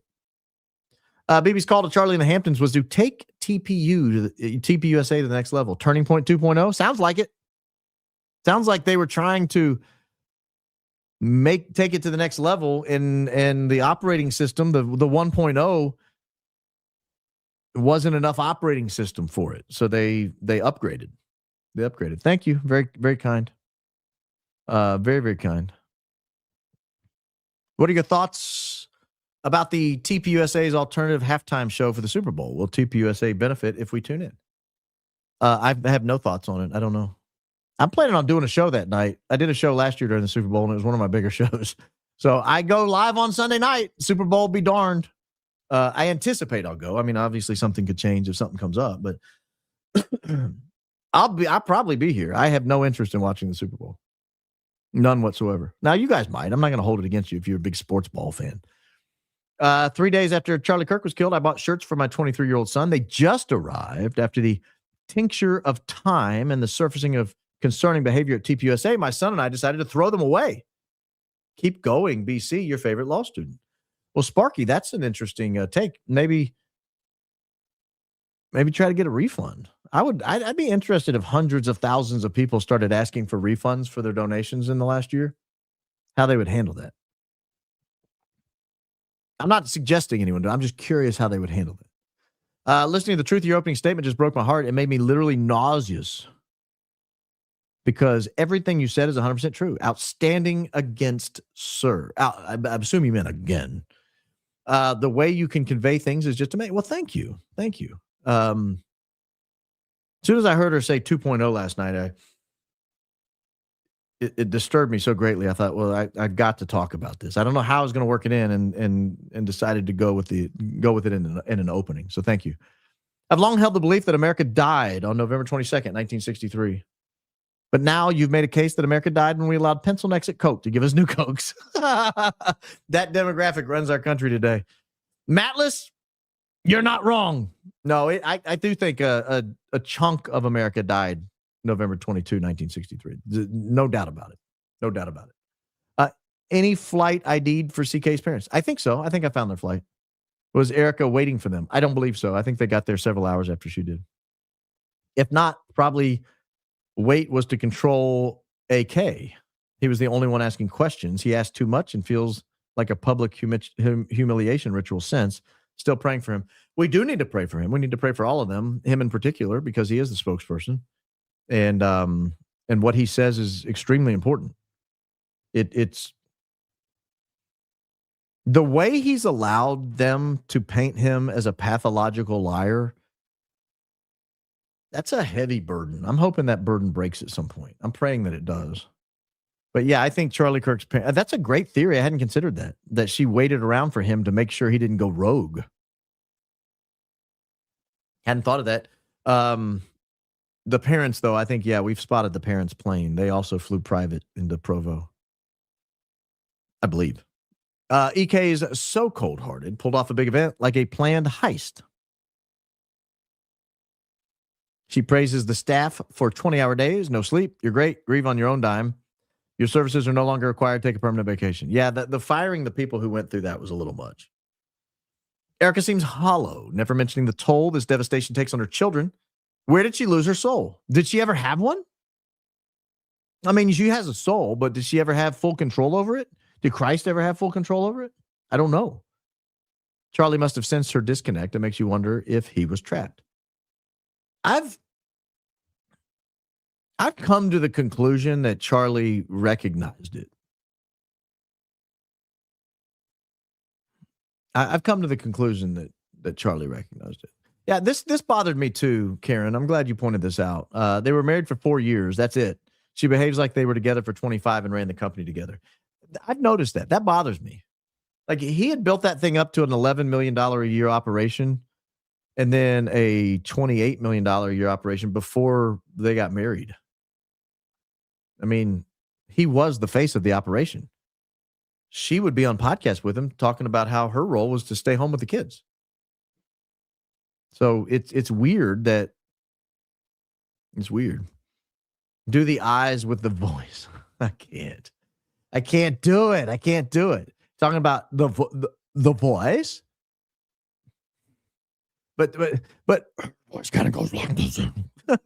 It's a different voice when she gets into that mode.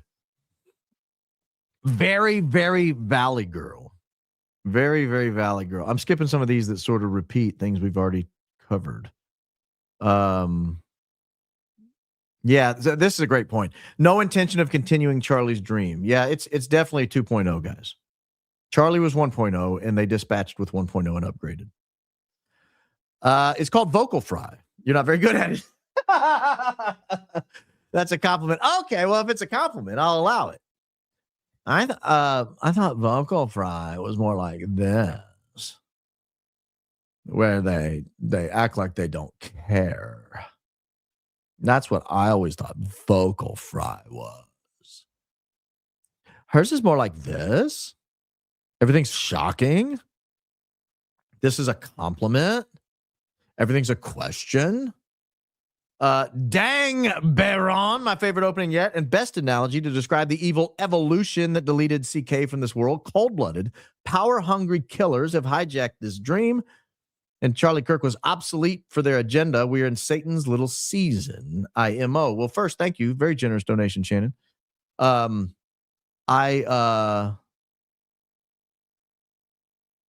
agree with everything you said. I mean, I'd like to add to it, but ladies and gentlemen, it's written right there on the screen. I don't know where Mikey is. I don't know that he's okay. He has been hidden. There's no doubt about it. Thoughts on Jordan Peterson being MIA around Charlie's assassination ever since? Was he MK Ultra or benzo stuff? I wonder what he would have to say. Jordan's lived a tough life. He did not handle fame well. To his credit, he was old when it happened, and it hit him very hard and fast. I read his 12 rules. It was phenomenal. I think I got it on that bookshelf. I think I brought it. Yeah, it's back there in the back. It's a phenomenal book. And then he started becoming more, let's say, Christian sensitive. We'll say. I don't want to say that he became full-fledged, but he seemed to be Christian sensitive there towards the end. Canuck Bucks. Wow. Got some moose dollars. You have to watch a clip from a series called Louder Milk, season 1, episode 1. He's complaining about women talking like that. Never heard of it, but he sounds brilliant. He sounds absolutely brilliant. Monica, thank you. Wow. Maybe it's not about who was going to benefit if CK was gone. Maybe it's about who was about to benefit from changes when he was alive. The effort audit exposes. But what was or who was lined up to bring in after the audit? Next step, allegedly. That could be. Maybe he was about to do a complete overhaul. Maybe there would be some people that wouldn't have survived, so he couldn't survive. That Valley Girl voice is totally worth $25. Well, thanks, Mitchell. I'll do it more if it's $25. I'll do it every show. You truly do get better and better. Sidebar. I just happened to see that the Washington Capitals NHL team have a nice new TikTok patch on their jerseys. Wild. Well, okay, right? I'm guessing that's a hockey thing. They have an advertising patch. I know the NBA does. Yeah. Thank you. Very. Again, I'll Valley Girl all day long if you keep donating every show. I'm kidding. I'm not like that. I knew it once I heard the Zoom call yesterday that Baron would go nuclear today. And was that nuclear? I didn't feel very nuclear to me. That felt kind of reserved, maybe.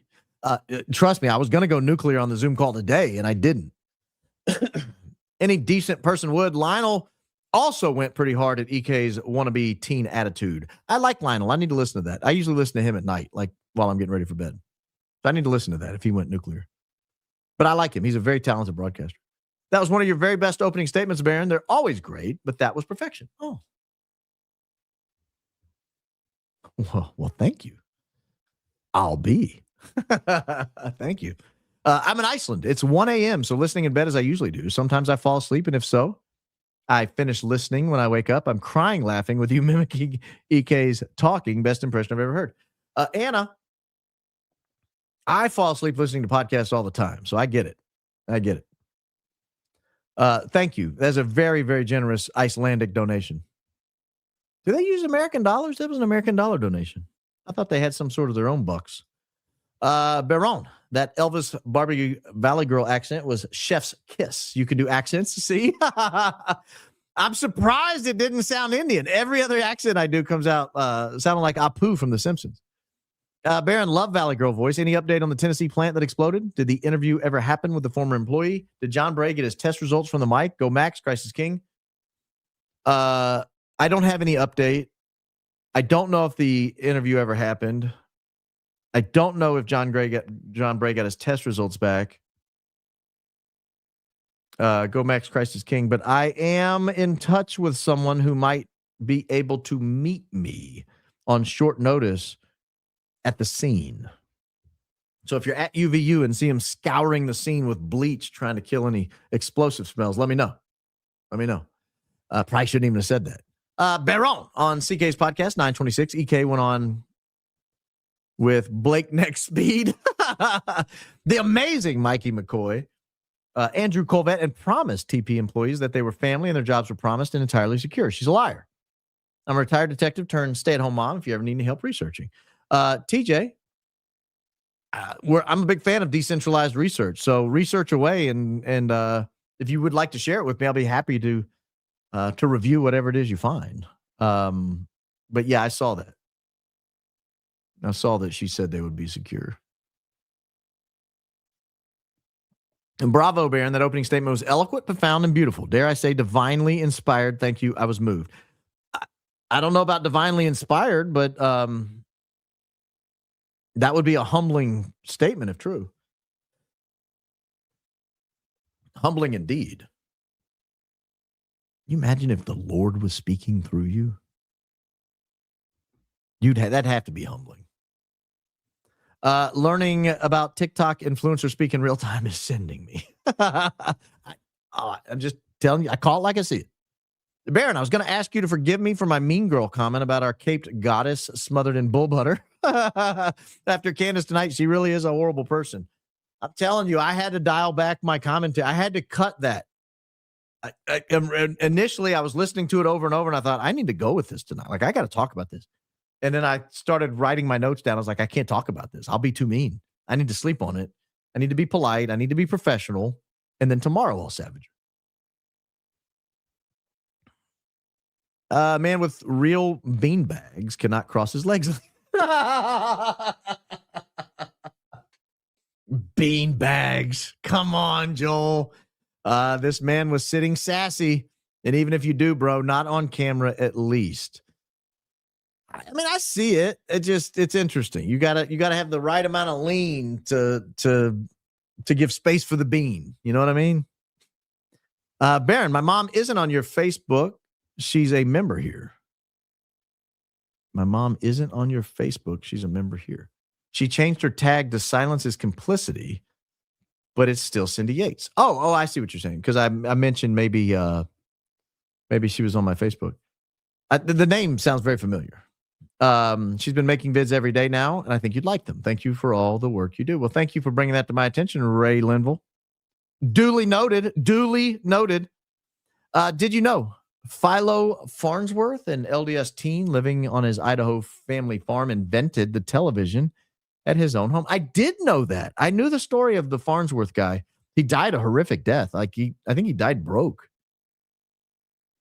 I don't want to say horrific death. I don't know exactly the precise cause of death, but I think he went broke in his later years, if I'm not mistaken. Just reminded me of Bill G, Mark Z, etc., but with a familiar last name. Born and died in Utah. Yeah, except he didn't become a billionaire like they did. I think, if I recall the story correctly, RCA tried to buy the patent from him, and he said no, and he's going to compete against him. And then that didn't work out well. He got just obliterated by corporate money.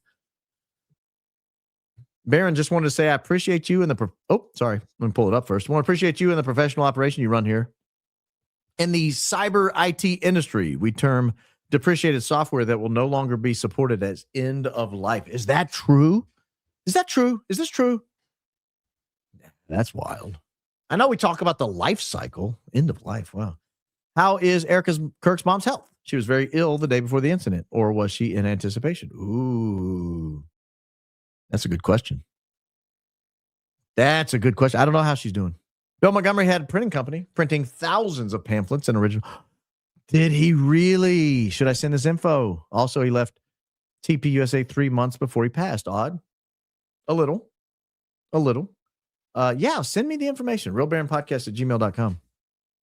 I didn't know he had a printing company. That explains the 3 million pamphlets in the original mission statement. It's always about the money with these nonprofits. Not always, but a lot of times. Bought a new couch so we could watch you comfortably. Thanks for your work and humor. Also, tasty hot chicken, JP's just north of Fort Campbell. If I'm ever in the Kentucky area, I'll let you know, and I'll stop by JP's and get some tasty hot chicken just north of Fort Campbell. I'm about an hour and a half from there, so probably not going to be that way often. First, I never realized the amazing Mikey's just a kid. A happy kid. Very happy. Secondly, when you said White House wanted venue changed, I got sudden chills out of the blue. Third, Mikey doesn't open his mouth when he speaks. No, he talks like this. A little weird, if we're being honest. The up talk is a Somalian thing. Ilhan, things that make you go, I think it might be generational, and Ilhan's just that age. Didn't she get squirted with apple cider vinegar today? Or yesterday? That was weird. We'll head over to the grumblers for just a moment. Dave from Common Sense Show said Charlie was unalived by a BB gun. Don't know where that came from. Do you think he might have met a BB gun, B-I-B-I gun? Maybe. That would make more sense than a BB gun. Remind us again how we become a member of the grand jury. Is it on Locals or somewhere else? Love your show. It has fast become my most favorite watch of the day. Love the humor. It's on YouTube. That's the only members that's active right now. Locals will become active in a month or so. I went ahead and opened it to reserve the name. I didn't want anyone getting squirrely because someone stole the name Baron Coleman on YouTube of all places. And so I did open it. I did open a Locals page just to reserve the name. I'll get active over there when I have when my sister gets on board. I don't give a damn. Can you delete the bleach parent when you post the show to ensure they don't DFCM 2.0 illegal project it? I have receipts. I hope Cox is scared with my info request for further. I don't know what you're talking about. Delete the bleach parent when you post the show. What is the bleach parent? Oh, I see what you're saying. Can I delete the comment about that? Yeah, I think you're right. That's probably not a bad idea. Good call, Dom. Dom's always out here doing the Lord's work. Hold on, I got to scroll down on the grumblers. It's been a while since I've scrolled. I love the grumblers, by the way, but I sometimes forget they're over there. Not always, ladies and gentlemen. Not always. Love you. Let your fire burn, Baron. Never hold back. We're here for it. EK is giving everyone the ick factor, and it just keeps getting worse. I imagine she's been coddled her whole life, and maybe for the first time is learning the world doesn't coddle anyone. Go Max, bad cop. I was a little bad copy. It was going to get really bad copy if I'd have played the other Zoom call. So I dialed it back. I might have to put the bad cop hat on. I might have to, I've got it over there. I might have to put the bad cop hat on for tomorrow, though. I know Dom's a girl. Stands for Dominique. We've had this conversation. I don't know why. Did I say guy or something?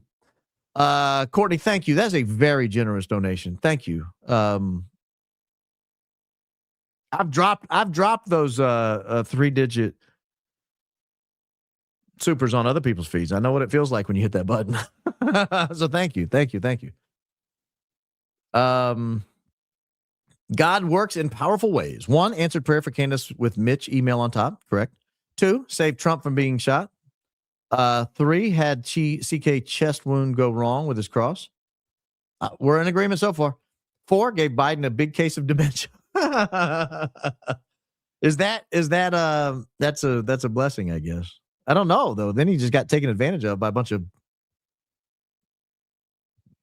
whatever they are. I don't want to say the word that had in my head. It was ugly. Well, you just ruined the Goonies for me, counselor. Never seen it. Hey, no spoiler alerts for 40-year-old movies, all right? That's on you, roll that beautiful bean footage. Great movie, by the way. One of my very favorite movies from my childhood. No offense to anyone, up-talking always makes me feel that the speaker is not only inauthentic, but also they're playing a carefully curated role, not human, NPC. That's what I always think about vocal fry. And I think that way about up-talking. Not human, NPC.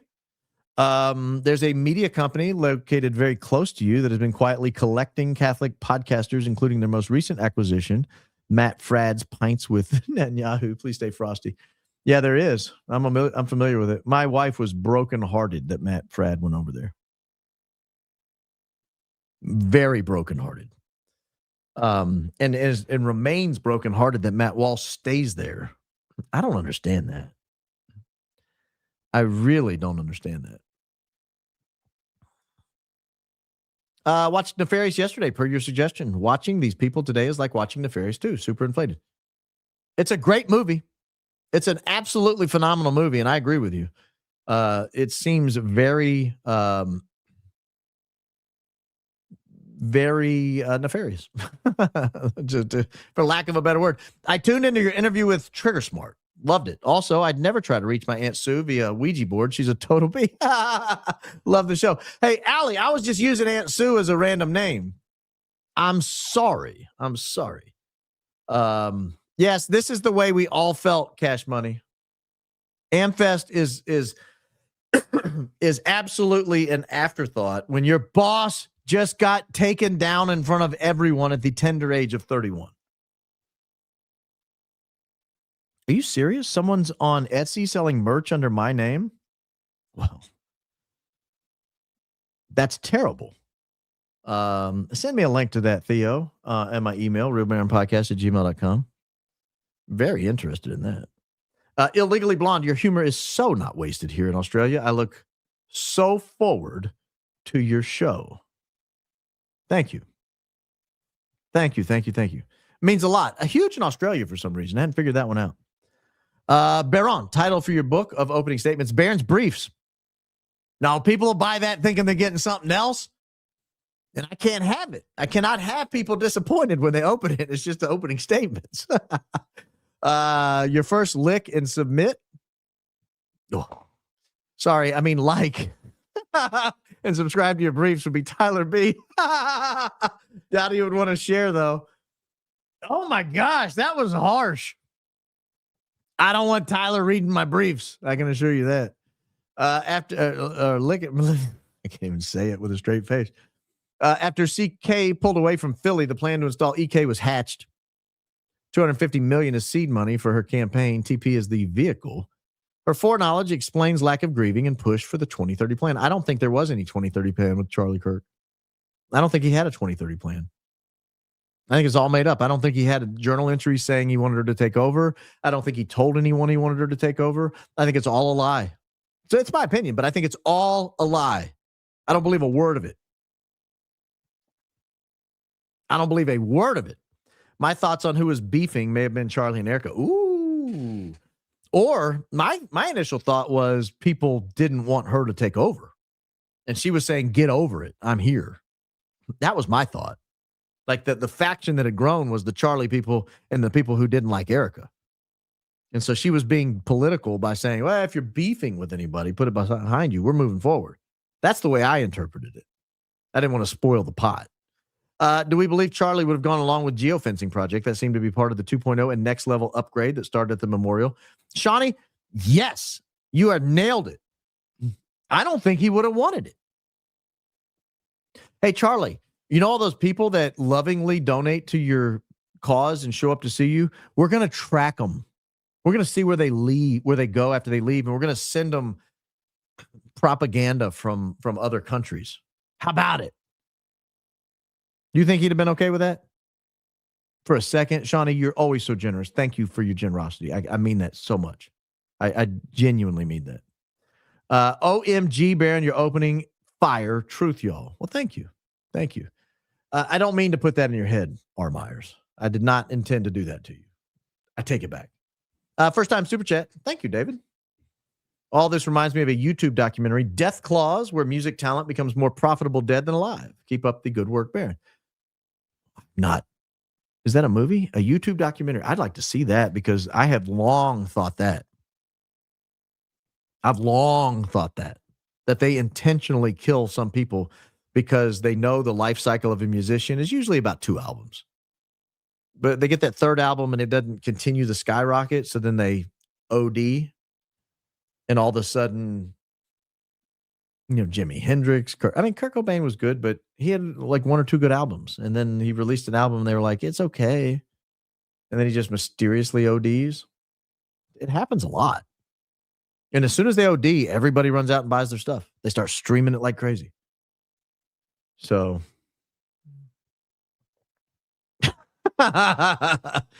he's looking at grumblers. Everyone quick, put on your makeup. Cold Sparks ready. Ensure you don't have your bad side of the camera. Also, stay silent because we don't ever prep or take PR advice ever. Yeah, I've got my guys on you, grumblers. I'm watching. You guys keep it tidy over there. Your chat is wild in the grumble side. I'll be honest with you. How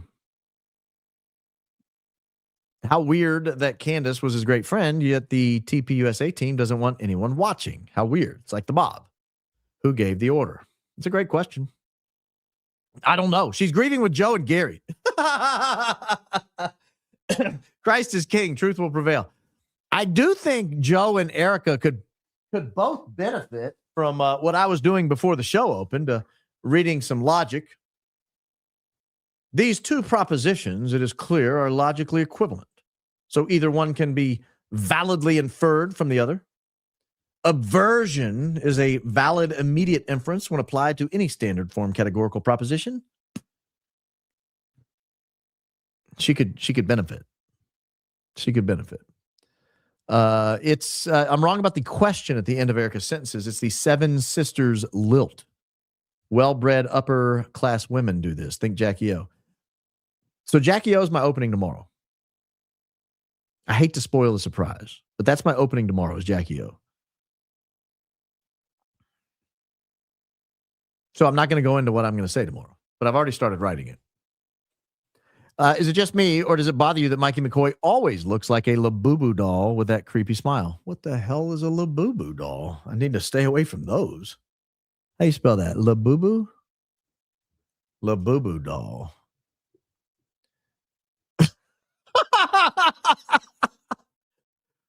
Yeah, maybe. All right, I'll show you guys what they look like for those that are in the dark right now, because this is wild. This apparently is a Labubu doll. You guys may not be able to see it on your screens, especially if you're on a phone, but they have this creepy little smile that runs the length of the face here. It's very toothy. I've never heard of such. Why is Labubu so expensive? I didn't know they were. I'd never heard of them. Under $40. These cost more than $40? That looks like it goes on a keychain. $164 low price. The hell? I'm glad I've never heard of one. Don't tell my kids about them. Lord have mercy. I can't afford a $40 keychain. $150 doll. Holy, it says low price. No, yes. Now that I know what they are, it does bother me. I agree with your comment from the other day about angels. I share that belief. Well, it's because it's accurate. When I say angel mom, Angel Cody, forever 26, or angelversary, it's how I acknowledge that Cody has died. Language many grieving parents use. I get that. I just don't want people thinking their loved ones are sprouting wings when they get up there and flying around. You know, that they look like a precious moments doll. That's not reality. I can't stop laughing. Your Valley Girl speech affect is awesome. Anyone who really talks like that needs to stop it. It's horribly crazy making, like nails on a chalkboard. You know who else talks like that? He didn't used to. Tune into Kash Patel and tell me he doesn't sound like that a little bit these days. It's weird. It's weird. And I'm not sure why you would start that as a male in your, what is he, late 30s, early 40s? Erika's rhetoric provide for you is evangelical cult vocabulary, which is identical to mafia speak, which also sounds like narcissistic sociopaths. Control, control, control. I didn't know that was evangelical speak. Provide for you. The counselors were provided to analyze who could be used as the next Patsy. Now we're getting somewhere. I tend to believe stuff like that. There certainly could be used to determine who's a threat to the organization. I came in late today, Mr. Coleman, already extraordinarily entertaining. But if you want to be entertained at another level, video, audio at double speed. Hilarious. Oh, double speed her speech? No, I can't. I can't do that. Now, I will say Candace did that to me on my Joe rant, or her producer did. Mark, you got me, because it was twice as hilarious at double speed, I'll be honest with you. I go back and watch it at normal speed now, and I'm like, oh, man, I should have done it faster. I'm trying, Short Coin. I'm trying. First time ever sending money to a podcaster. Your opening statements are so excellent, especially today's 2.0 conversation. You explain things so clearly and build such great, understandable analogies. Thanks. I try. I put a lot of thought into those. Like, I really think about those. Thank you. Thank you for saying that. Ivan, 30 years ago, my wife died from meningitis. I was devastated, left with a 5-year-old and a 15-month-old. I didn't return to work for a month. Thank God my mom and mother-in-law, Erika's full of bull doo-doo. Well, first, again, I'm terribly sorry. 30 years ago, gosh. Which means your kids are what now, 35 and 31 or 2? I didn't know that about you, Ivan. I see you commenting all the time. I'm sorry you went through that. Obviously, 30 years ago, would that have been the mid-90s? Meningitis. I didn't know meningitis was so dangerous. I mean, I knew people died from it, but I didn't know it was like, well, I guess you know. Gosh, I get speechless sometimes. I don't know how to respond when people share their grief story with me like that, because I wish I had I don't wish, honestly. I don't wish that on anybody. But I've never lost an immediate family member. Like I lost my stepfather a couple years ago, and that was certainly devastating. My mom's alive, my dad's alive, my sister's alive. So I have trouble. I can't identify with what you guys went through, but I'm terribly sorry you experienced that, Ivan. Terribly sorry you guys have experienced these losses. Over to the grumblers. Back to I don't give a damn. Sus. Like the letterheads CK always used. Letterheads, then Netanyahu post from the desk of Charlie with BB's game plan, and Erika also had a from the desk of Charlie always use letterhead. Oh, Charlie always used letterhead. I've never seen Charlie's letterhead. Never seen it. Be happy to review it, though. I don't give a damn. 2 questions. 1, where's the text response to they're trying to kill me? That's a great question. If your buddy texts you that he thinks someone's going to kill him, what do you say back to him, and where are those? Because I'm sure someone didn't leave him on read or read or whatever the kids are calling it these days. 2, can you guys, top journalists, create a super packed 30 facts in 30 minutes documentary and advertise it on YouTube? Are you asking to produce one? I mean, you can go through all of my past shows and find them and put it together. Happy to sign off on that if you want to get busy. Baron, Coach officially had his first JO crash out on live today. Oh man, I wish I'd have seen it. What? Let me write this down. I gotta look it up. I watched some of his show today, but then I had to. He comes on at 9, and I'm usually fully writing by 10, so I usually only catch about the first hour or so. 1:27:30, Coach crash.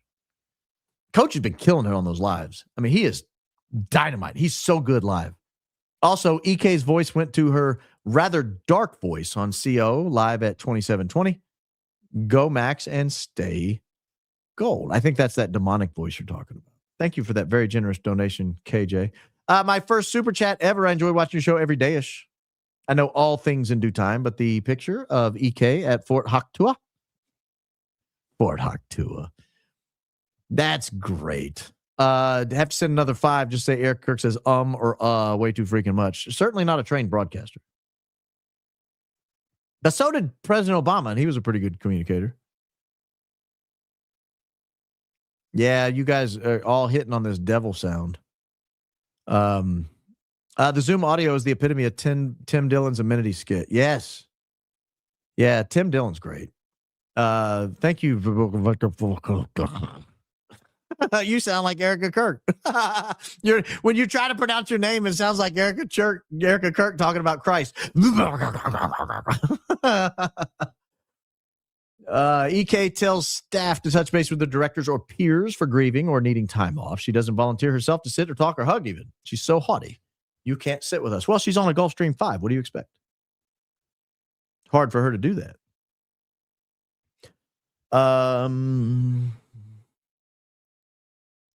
Next, they will be making a brand of Kleenex. Erika Kirk quadruple ply. That tickled me. Thank you. Seriously, this is beyond disturbing. Thank you for your work, Esmeralda. Oh, I didn't know you were Esmeralda. Good evening, Esmeralda.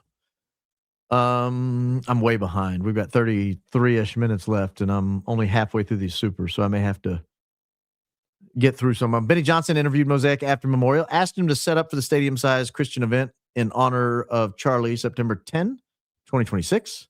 Charlie wanted to be remembered for his faith. Mosaic said he would.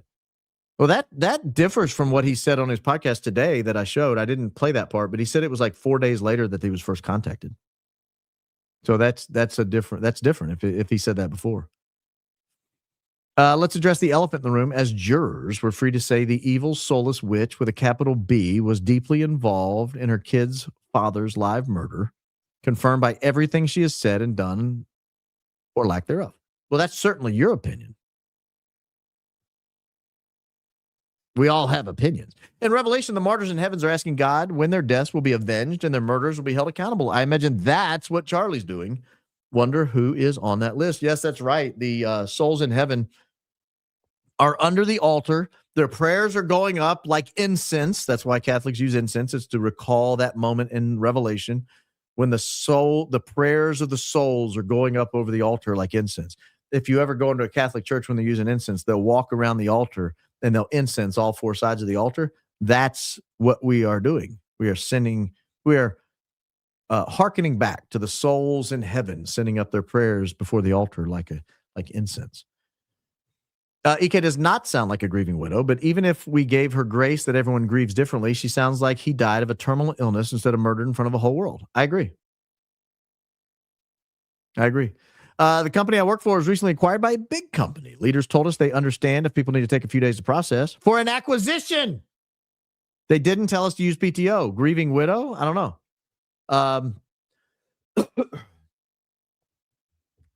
Isn't it wild? Like I'm telling you, I've worked places where they're like, hey, national tragedy, take a few days off. Take a day off. We're going to be closed tomorrow. Don't forget, Charlie had an event on September 11th, Charis Bible College in Woodland Park, Colorado Springs. The conference was scheduled to take place from September 11th, and Kirk was scheduled to speak. No pre-security plan. That's right. We've covered that. That was Candace broke that news, as a matter of fact. Got a big super chat. Oh, my goodness, in the with the Grumblers. Baron, you're the best. Watch the movie. It was great. Goonies is awesome. Dory Colleen, thank you. That is such a generous donation to the program. That is, you grumblers, I tell you what, you don't all just grumble. Some of you say polite things. I kid. First time super chat here. Love you, Baron. She's grieving with Stacy S. for her CO show today. God bless you and fam. Yeah, well, I've started a little dive on her. It's worse than you think. It's absolutely worse than you. We can certainly see why she didn't make it to Hollywood. Did she try out for Welcome to Hollywood? What's that show called? American Idol? She tried out for every other show, I think. Or certainly a lot of them. Ooh. TPUSA 2.0, turning voters to side with Israel. Jessica, that's an interesting take. And it certainly seems to have some merit. First time in the chat. First time in any chat. Just had to be part of your family. Not that kind of family. It's not a TPUSA family. This is a community. Please don't fire me. Thanks for all you do. You're amazing. I would never fire you, tall drink of Becky. Never fire a tall drink of Becky. Never a day in my life. Baron, at the time of my post, you're talking to 20,000 people. Have you ever spoken to that many live? Amazing. I have not spoken to 20,000 live. I don't know what the largest crowd. I mean, on the radio maybe, or certainly on, but not in person. 20,000 in person, no. Trying to think of the largest group I've ever spoken to in person. Not 20,000. Gosh, I don't even know. I don't know. Good question. I have to think about that. Prove me wrong. The 2 Egyptian planes were covert platforms used as headquarters in secure comm, EK security platform used for other purposes for the CK project, such as CK elimination phase. I've certainly considered that. I know other people have as well, and are researching with if maybe Erika might have even already been on the ground at the airport at the time, and that somebody else may have come in on that plane that she allegedly flew in on. I don't know if that's true or not, but that's being researched, and there's some people that think there's merit to it. I personally think Stacey Sheridan is letting her fail so they can wholly take over TPUSA. Let EK fail so hugely that they have to ask her to step down, allegedly. That's an interesting thought, Courtney. That's a very interesting thought. Is it possible that she's getting bad advice to tank her? Because I'm telling you right now, I don't think she can survive. Candace's show yesterday and today, like, if you thought people didn't like her before, wait until the 1.5 million or 2 million people that watch her show every day watch her show. That'll be 1.5 million or 2 million people that 2 days in a row have seen her sound like an unhinged lunatic. Not Candace. Erika. In my opinion. Everything I say is my opinion. The audio of Erika Kirk yesterday must have upset my soul. I'm relieved being at the CK event in my dream. I relived being at the CK event in my dream last night. I woke up screaming and sobbing. I think I may need to take a break from this for a while. Love you all. See you in a while. Keep up the great work. Helga Shabalaba Ding Dong. Thank you first for your generous donation. Second, mental health first. Information and entertainment second. So if you feel like you need to step back and watch something else or just turn the computer off for a few days, do it. I mean, that's, I'm not one of those people that said, no, you got to watch every day. Look, if the content is causing you disturbances, take a few days. I won't even make you pay your PTO out. You could just take them. You can just take them. There's no PTO here. There's no PTO. Why will my super chats not send? I keep saying 5 minutes. It keeps saying 5 minutes with a push pin picture by it. By the time it's sent, after 10 tries, it's off topic or the show is over. Well, they're all off topic by the time I get to them because I don't review them till the end. But thank you for them. Very kind. And I don't know what the technical difficulty is. If TP uses Christianity to convince people to follow them and support them, isn't that being sinful? I mean, isn't that what church does? They use Christianity to convince you to support them, and I don't know. I don't understand how TPUSA can stand on faith doing what they allegedly are doing. Yesterday was my birthday. Love your show. Happy birthday, Smoky Mountain Kitty. First time I've ever strung those words in a row. Thank you. I do pet care in Nashville and was home with no power. I upgraded YouTube and stood in the storm to download an episode. That's commitment. My first super. Please forgive typos. It was so glitchy. No, I don't see any typos. And that's awesome. Dude, so, look, I know people don't want to have another subscription in their life, but YouTube Premium's awesome.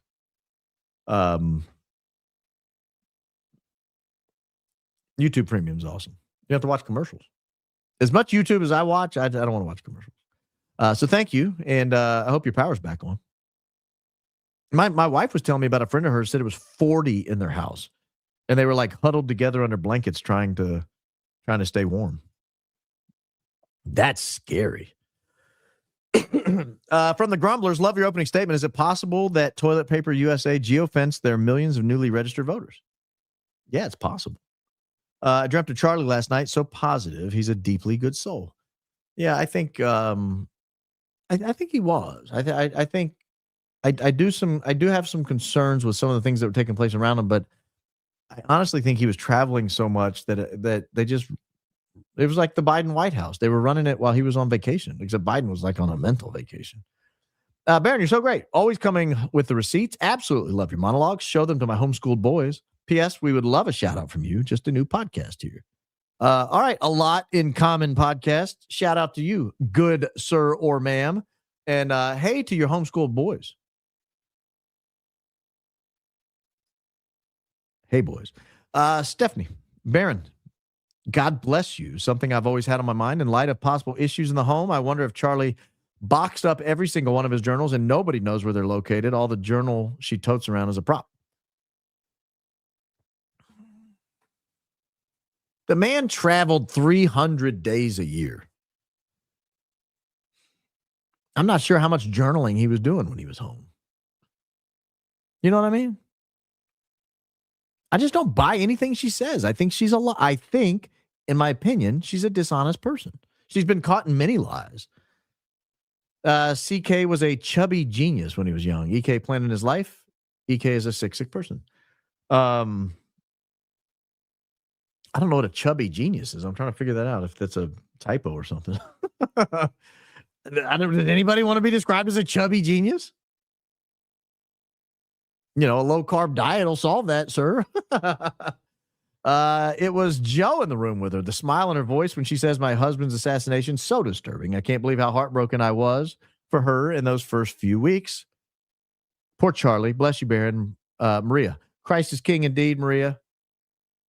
And Modern Edge Kitchen Solutions. Thank you. That was a very generous donation, too, by the way. Thank you. I don't give a damn. Read this with a radio voice and say, all should do this. IRS Form 13909, complaint, 501c3 violations from White House coordination admission, plus Arizona AG criminal complaint, stalking statute violation. Done, Dom. Done. I don't give a damn. Wow. Thank you, Annie. Baron, this is urgent. Please read my email right now. My theory about the MHC tour was correct. The transition from political movement to make heaven crowded tour from protected technocratic operation relied on events 2 days ago. Just sent 128-749 urgent make heaven crowded tour. Let me pull it up. I don't know that I'll have time to read it right now, but let me. Ooh, I almost canceled the show. Holy mackerel. That almost scared me. I was trying to pull up a different browser and I almost canceled the show. That scared me, guys. That would have been terrible. Would you have waited on me to log back in? What time did she say she sent it? 1:27:49 p.m. Was that Eastern or? Man, am I? There it is. I found it. Oh man, that's a long email. Let me look at it. Let me take the time to read it. But I will. I've got it pulled up. I'm going to read it. Thank you, Annie, for the generous donation and the long email. And a long email. It's first time super chat. Thank you for calling out her up talking. I knew I couldn't be the only one annoyed by that. I've been some variation of Protestant since birth, but I'm being called to Catholicism. Grateful for you. I would read the book Rome Sweet Home. If you're considering Catholicism and you have a Protestant background, it's a wonderful book, Rome Sweet Home. It'll give you kind of a crash course in a lot of the issues people go through when they're converting from Protestant to Catholicism. Loved your show today, especially your annoyance with up talking. They drove me nuts at work and are all around EK's age. Have you seen Stu's interview yesterday with former TPUSA employee Matt? So much info. I haven't. I have not.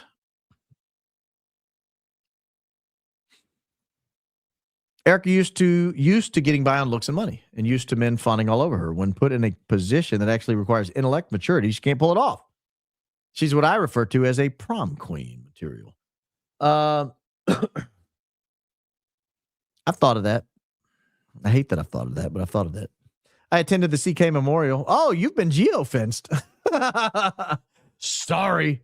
I took a great deal of video because something felt wrong. I couldn't shake it. What I was witnessing wasn't normal. When Erika began speaking with her empty tears, I couldn't tolerate it and left.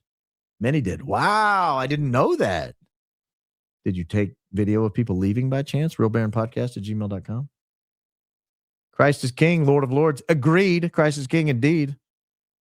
Erika's ex post tonight is just gross. She needs to be with her babies. They don't grieve different like her. Thank you and the rest for shining light on truth. What is her ex post? I gotta be careful. I almost shut the show down.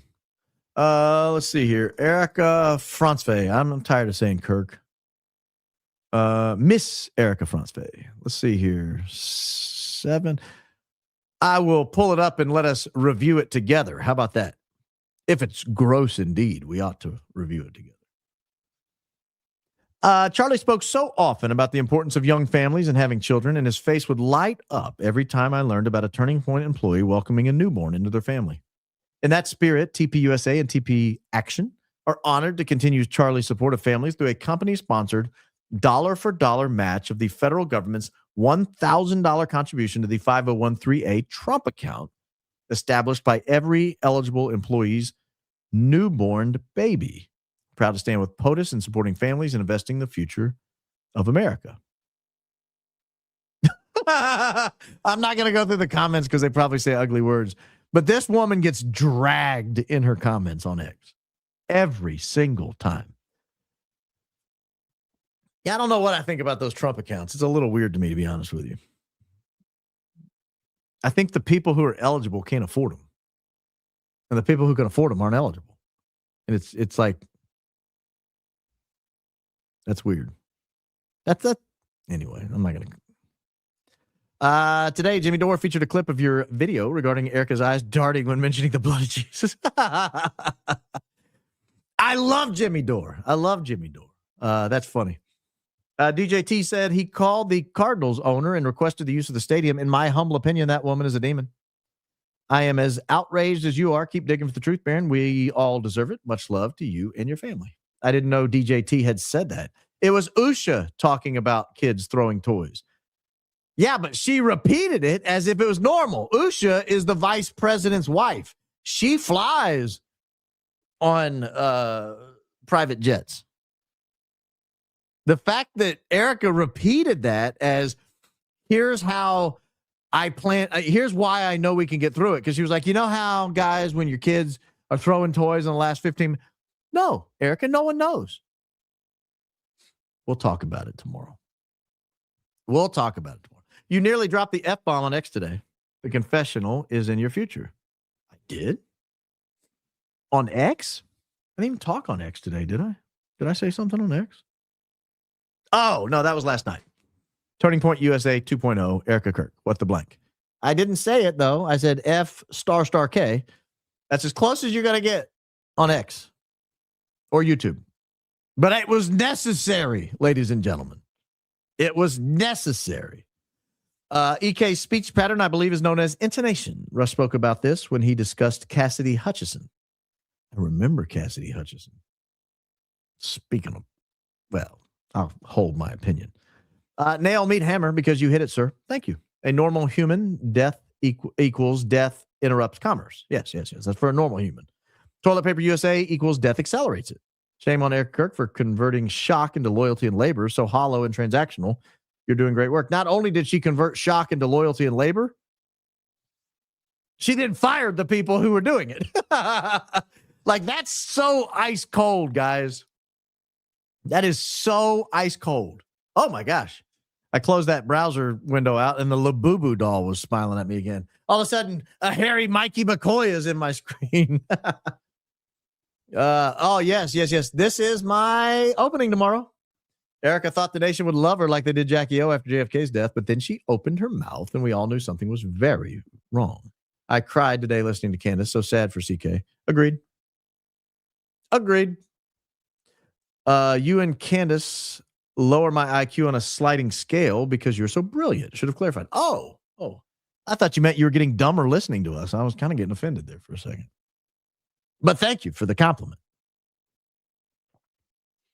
Thank you, Styons. Hey, man, first super. Your Uptalk EK impression reminds me of the Californians skit on SNL. Go Max. I need to find that. I don't know if you notice, sometimes I'll pull up the YouTube, and I do watch some of the YouTube, the SNL skits still. SNL was such a part of my childhood. It's hard for me to stop watching it.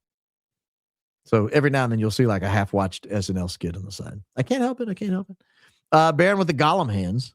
We wants it. We needs it. EK to Magic Mikey about TPUSA 2.0. Can someone say Mortal Kombat much about EK? That's a good question. The movie Ouija will blow your hair back. Demons. I've never heard of it. Great show as always. Your Valley Girl impression is hilarious. Greatest interview on Trigger Smart too. He's a good interviewer. Thank you, Alpaca Renee. Very generous donation. You're always a generous donor. So thank you for that. He's a very good interviewer. He should interview more people. He keeps the conversation going. You know what I mean? Some interviewers just have a list of questions and they don't know how to do follow-ups. Saw Nefarious a year ago. Couldn't stop thinking about it for weeks. Scared the doo-doo out of me. Love seeing your face more often. Well, thank you, Jamie. I'm trying to be here as much as I can. I'm committed to 4 nights a week. I'll be back tomorrow night. Watch The Dimming. I can check that out.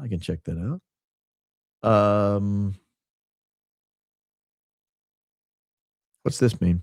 Whether on or off camera, please ask Roger what the blank is up with Alex Jones. I will not ask him that on camera, I can assure you. Baron, your up-talking deserves my first super chat. Well, thank you, Angie. Hilarious. When you're ready for merch, can we get Remember Jesus Loves You? That's a great one. Always remember Jesus loves you. That's a great one. Thank you. I don't want to be accused of selling Jesus merch, though, you know. I think Kansas said Stacy Sheridan was in the room with Erika. I heard that. Thank you, Shawnee. Again, always generous. And I did hear that. I just know there were other people because I heard a male voice in the background. Yes. The Manson family was also referred to as the family. That's a good one. The TPUSA family, the Mafia family, the Manson family. I'm trying to think of an example like when it's not bad. When you call your group the family. Now, we're a family. That's different. Totally different. We're a community. Wish someone knew more from his parents and cis childhood friends.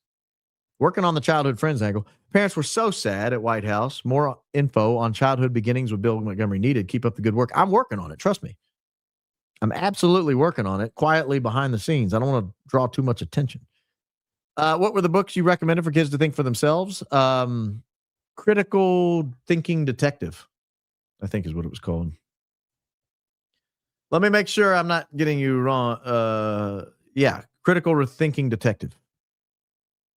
They're great books. Critical Thinking Detective. You said the books before, and I looked them up and forgot to save them. You said your kids read them too. Yeah, the Critical Thinking Detective. It's good family activity. You can like the parent can read the story and let the kids look, and then hide the answers, and then you can like talk. The kids can talk it out and talk their way through it and work as a team. Or if you just have one kid that's wanting to do it at the time, then let that kid talk it out. You know, talking it out really does a number on your mental processes.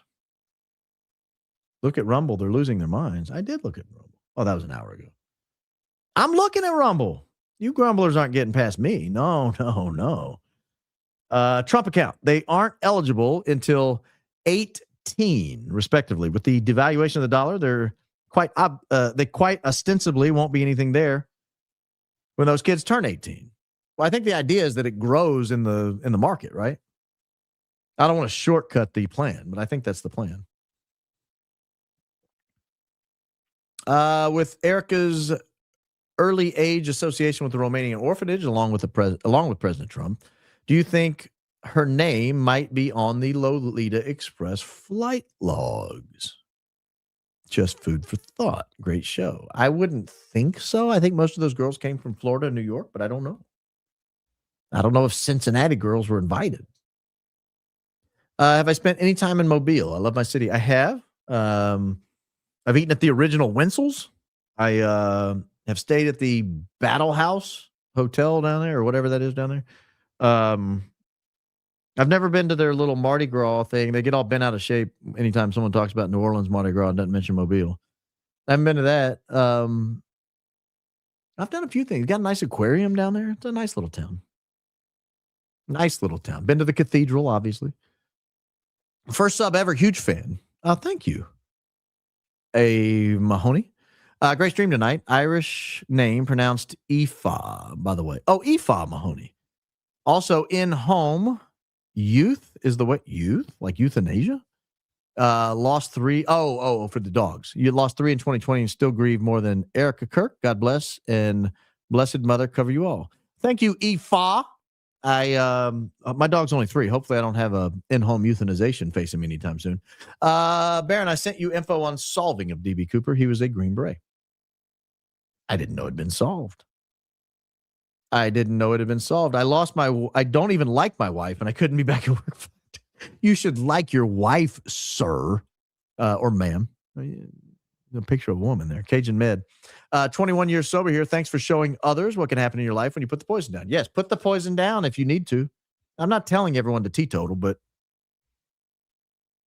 life is nicer for me. I can't imagine it wouldn't be for everybody. Someone call Candace. The up-talking crash out is gold. Can't wait for the memes. Well, where's your crash out video? I want to show my husband. Just go to my videos on YouTube. Like you can lives and then videos. It's the most recent video. I haven't put a video up in a while. That's the only one. So you should find it. Just click the video tab. It's the top one. When I lost my father to dementia, I grieved for a year. I still have moments. She reminds me of Fester Adams' wife in the car after she can't off him. I don't remember that. I don't know that I ever saw that. Is that the Adams family, I'm guessing? Again, sorry to hear about your father, man. In other words, our friends in Philadelphia refuse to upgrade the Word of God 2.0. Keep up the great work, Baron. Yeah, they don't like that 2.0 in the Bible. That's not their fan. 2.0 doesn't sound anything like carrying forward Charlie's legacy, what he built forward. Erica can't keep her story straight to save her soul. Me Siam's horse crap in Cow's track, Kimosabi. Shawnee, I think you've nailed it. TPUSA does not sound like carrying Charlie's legacy forward. There's no, like, you would never say, oh, our founder died. Well, let's advance to 2.0. 1.0 is dead. That doesn't sound right. Thank you, Shawnee. Always generous.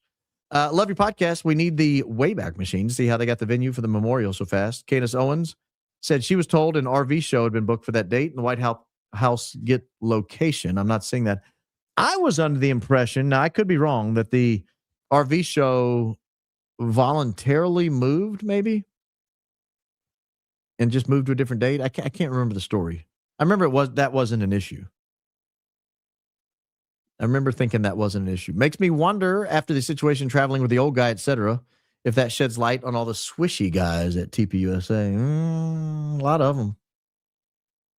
I was trying to track one guy down. I don't want to say which one. But Allie Top Files found him, actually. I'd asked her, I was like, can you find this guy? She's one of those people that if you just need to find something and you say, hey, can you find it? She sometimes can find them. And there was a guy in the crowd and he was seen in a couple different pictures. And I just knew he was somebody that was related to the TPUSA crew. I could just tell by looking at him. And I was like, hey, can you find this guy? And she's like, yeah. Well, it turns out it's like a brand new executive assistant to Charlie Kirk. And he is the happiest guy. Like his social media is just him and his happy boyfriend. And I thought, man, is everybody at TPUSA like this? Like, did they not hire any high test men? Is there anybody there that had like chest hair that might have worked out a little bit? Maybe dated girls growing up? Like anybody? Golly. Stellar opening. Considering the Techno Kings are running the show, it explains why they are disconnected from humanity. The nerds like Perry Boring are producing AI soulless, self-entitled, walking, talking demons. Poor CK. Yeah. I feel like he got caught up in it. Test the snow for contamination. That's the thing is, I don't know what kind of contamination test to order. Like, are we testing for metals? Are we testing for, I don't know what to test for. Since we're talking movies, have you seen either classic film Keeper of the Flame and or Mr. Smith Goes to Washington? Keeper of the Flame is eerily similar to this investigation and who wants to keep his true message alive. I've not seen either. But I will note your recommendations. I am cracking up at your imitation of the sing-song voice at the end of every sentence thing Erika Kirk does. That has always driven me insane when I hear one of those low IQ outfits do this. That is not welcome in a high IQ outfit like this. Wendy, you've nailed it. That's the problem. Edge. Thank goodness I have a tribe here that agrees she is puke evoking. How are people so blind? It is concerning that conservatives seem to split between Team Queen Candace and Team Tummy expelling Erika. Oh my gosh, tummy expelling. I don't know how anybody supports her. Like, are they not paying attention? Are they not watching anything she says or does? Does she talk in that weird cadence when she's having a normal conversation? Something not rehearsed or prepared? That rhythmical cadence is taught in theater to help remember, deliver your rehearsed lines. I don't think they should be teaching that in theater. That's ludicrous. Oh, man, we're way behind. We got 5 minutes before we hit the 3-hour mark. I'm watching the V series on Tubi TV. I think what we're missing with this, we aren't dealing with all humans. The Charlie Kirk situation proves we've been invaded. The main character is named Erika with a son named Tyler. It's so similar, it's weirded me out.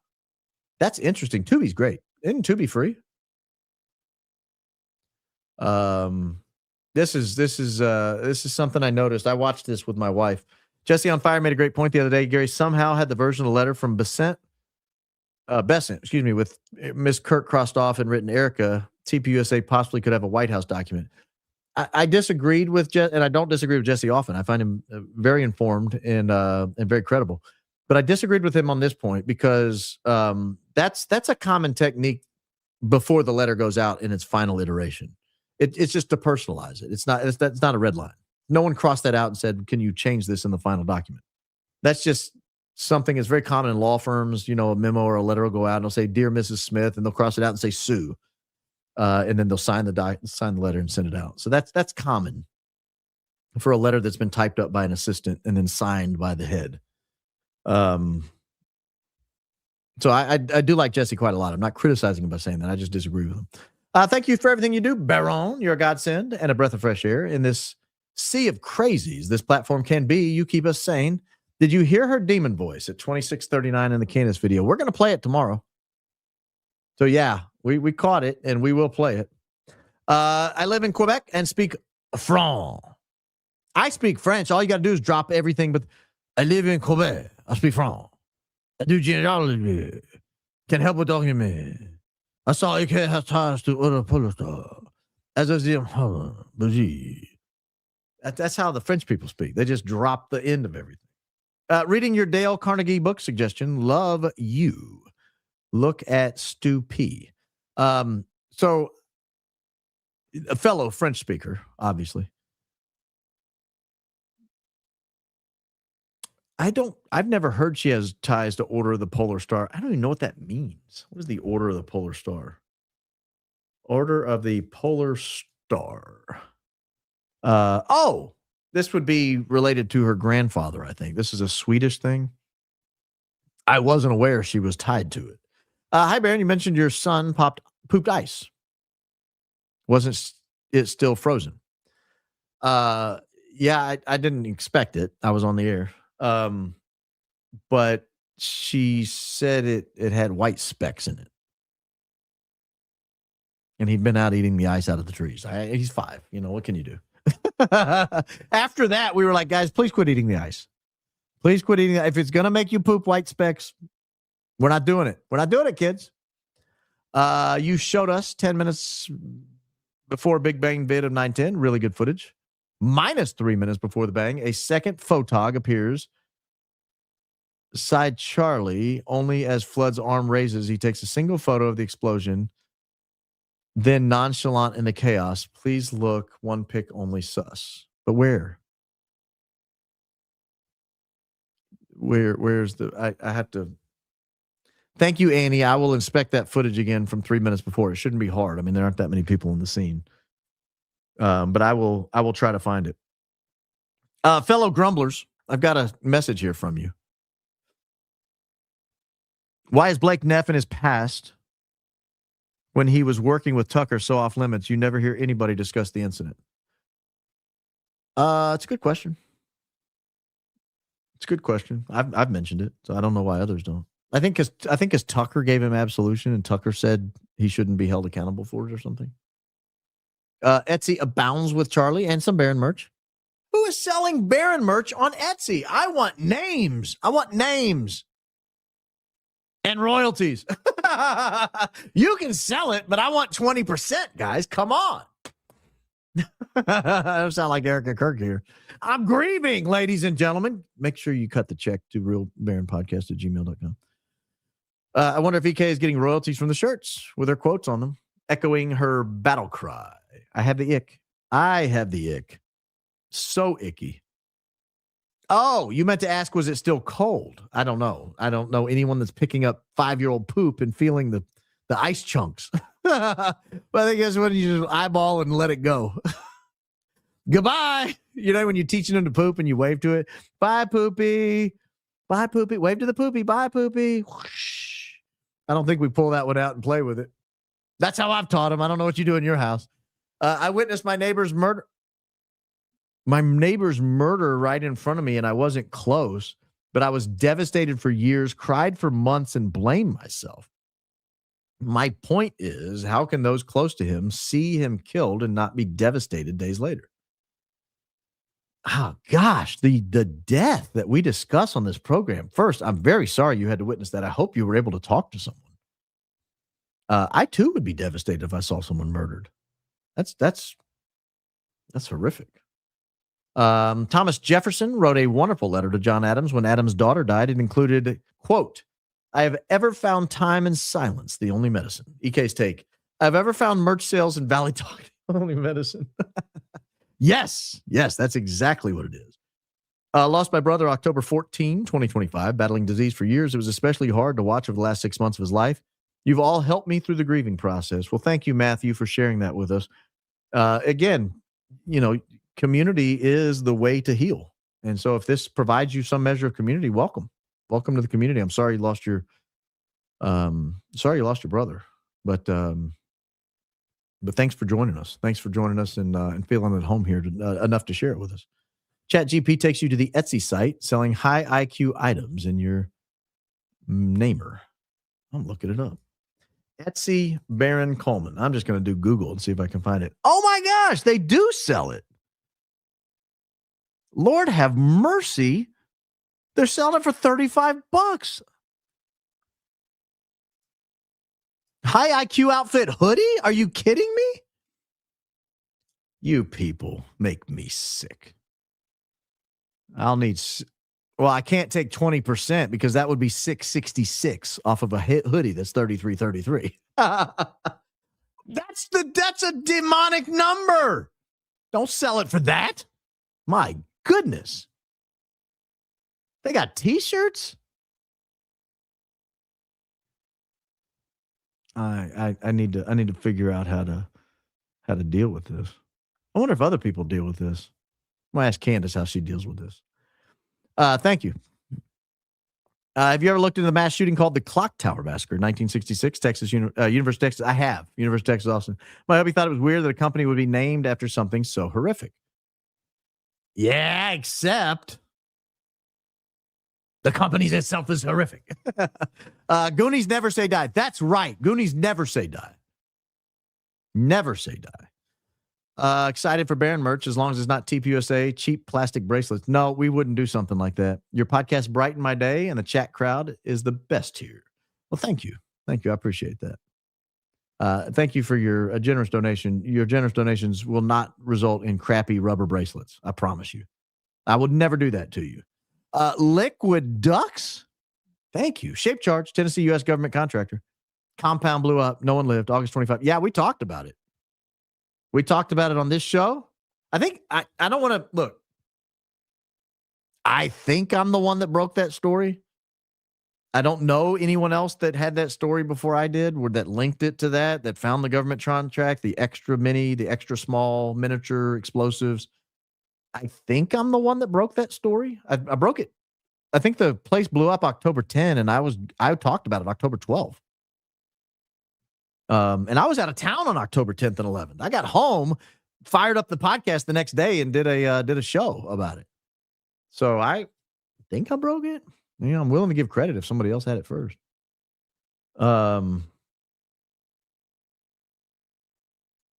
Vet here, 2022 wave of suicides took place. Command-wide meeting held where they encouraged meditation, yoga, and exercise to cope. They brought an expert hypnotizer and tried to mass hypnotize us. Only a few walked out. I would have walked out of that. Now, I don't do yoga. I know a lot of you guys probably do, and that's fine, but I'm scared of yoga. And I'm scared of being I don't want to be hypnotized either. You want to meditate and exercise, I'm all right with that. I'm all in favor of both of those. Yeah, I would have walked out if they were trying to mass hypnotize us. I'd be like, nope, sorry. Yeah, October 10, 2025. My bad. AES. Yes, Liquid Ducks. Very, very generous back-to-back donations to clarify. Thank you. We figured it out, but I do thank you for your commitment to the cause.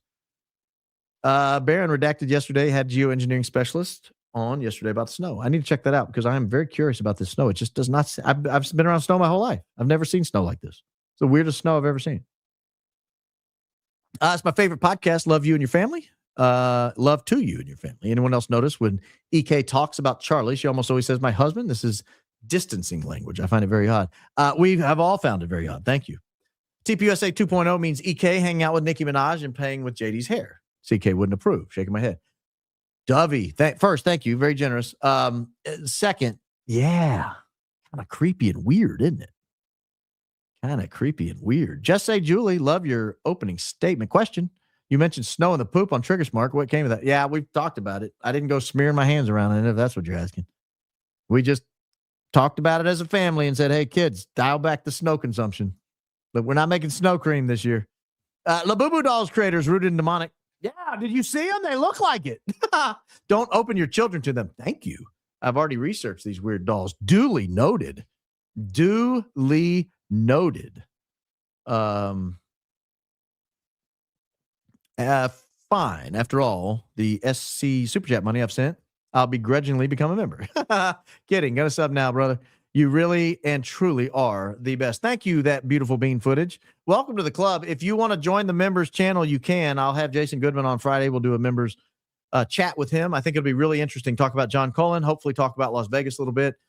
And I'm sure he's going to want to talk about the Blake Bednar's thing because everybody in this side of the universe is talking about it. And he is a central player in that.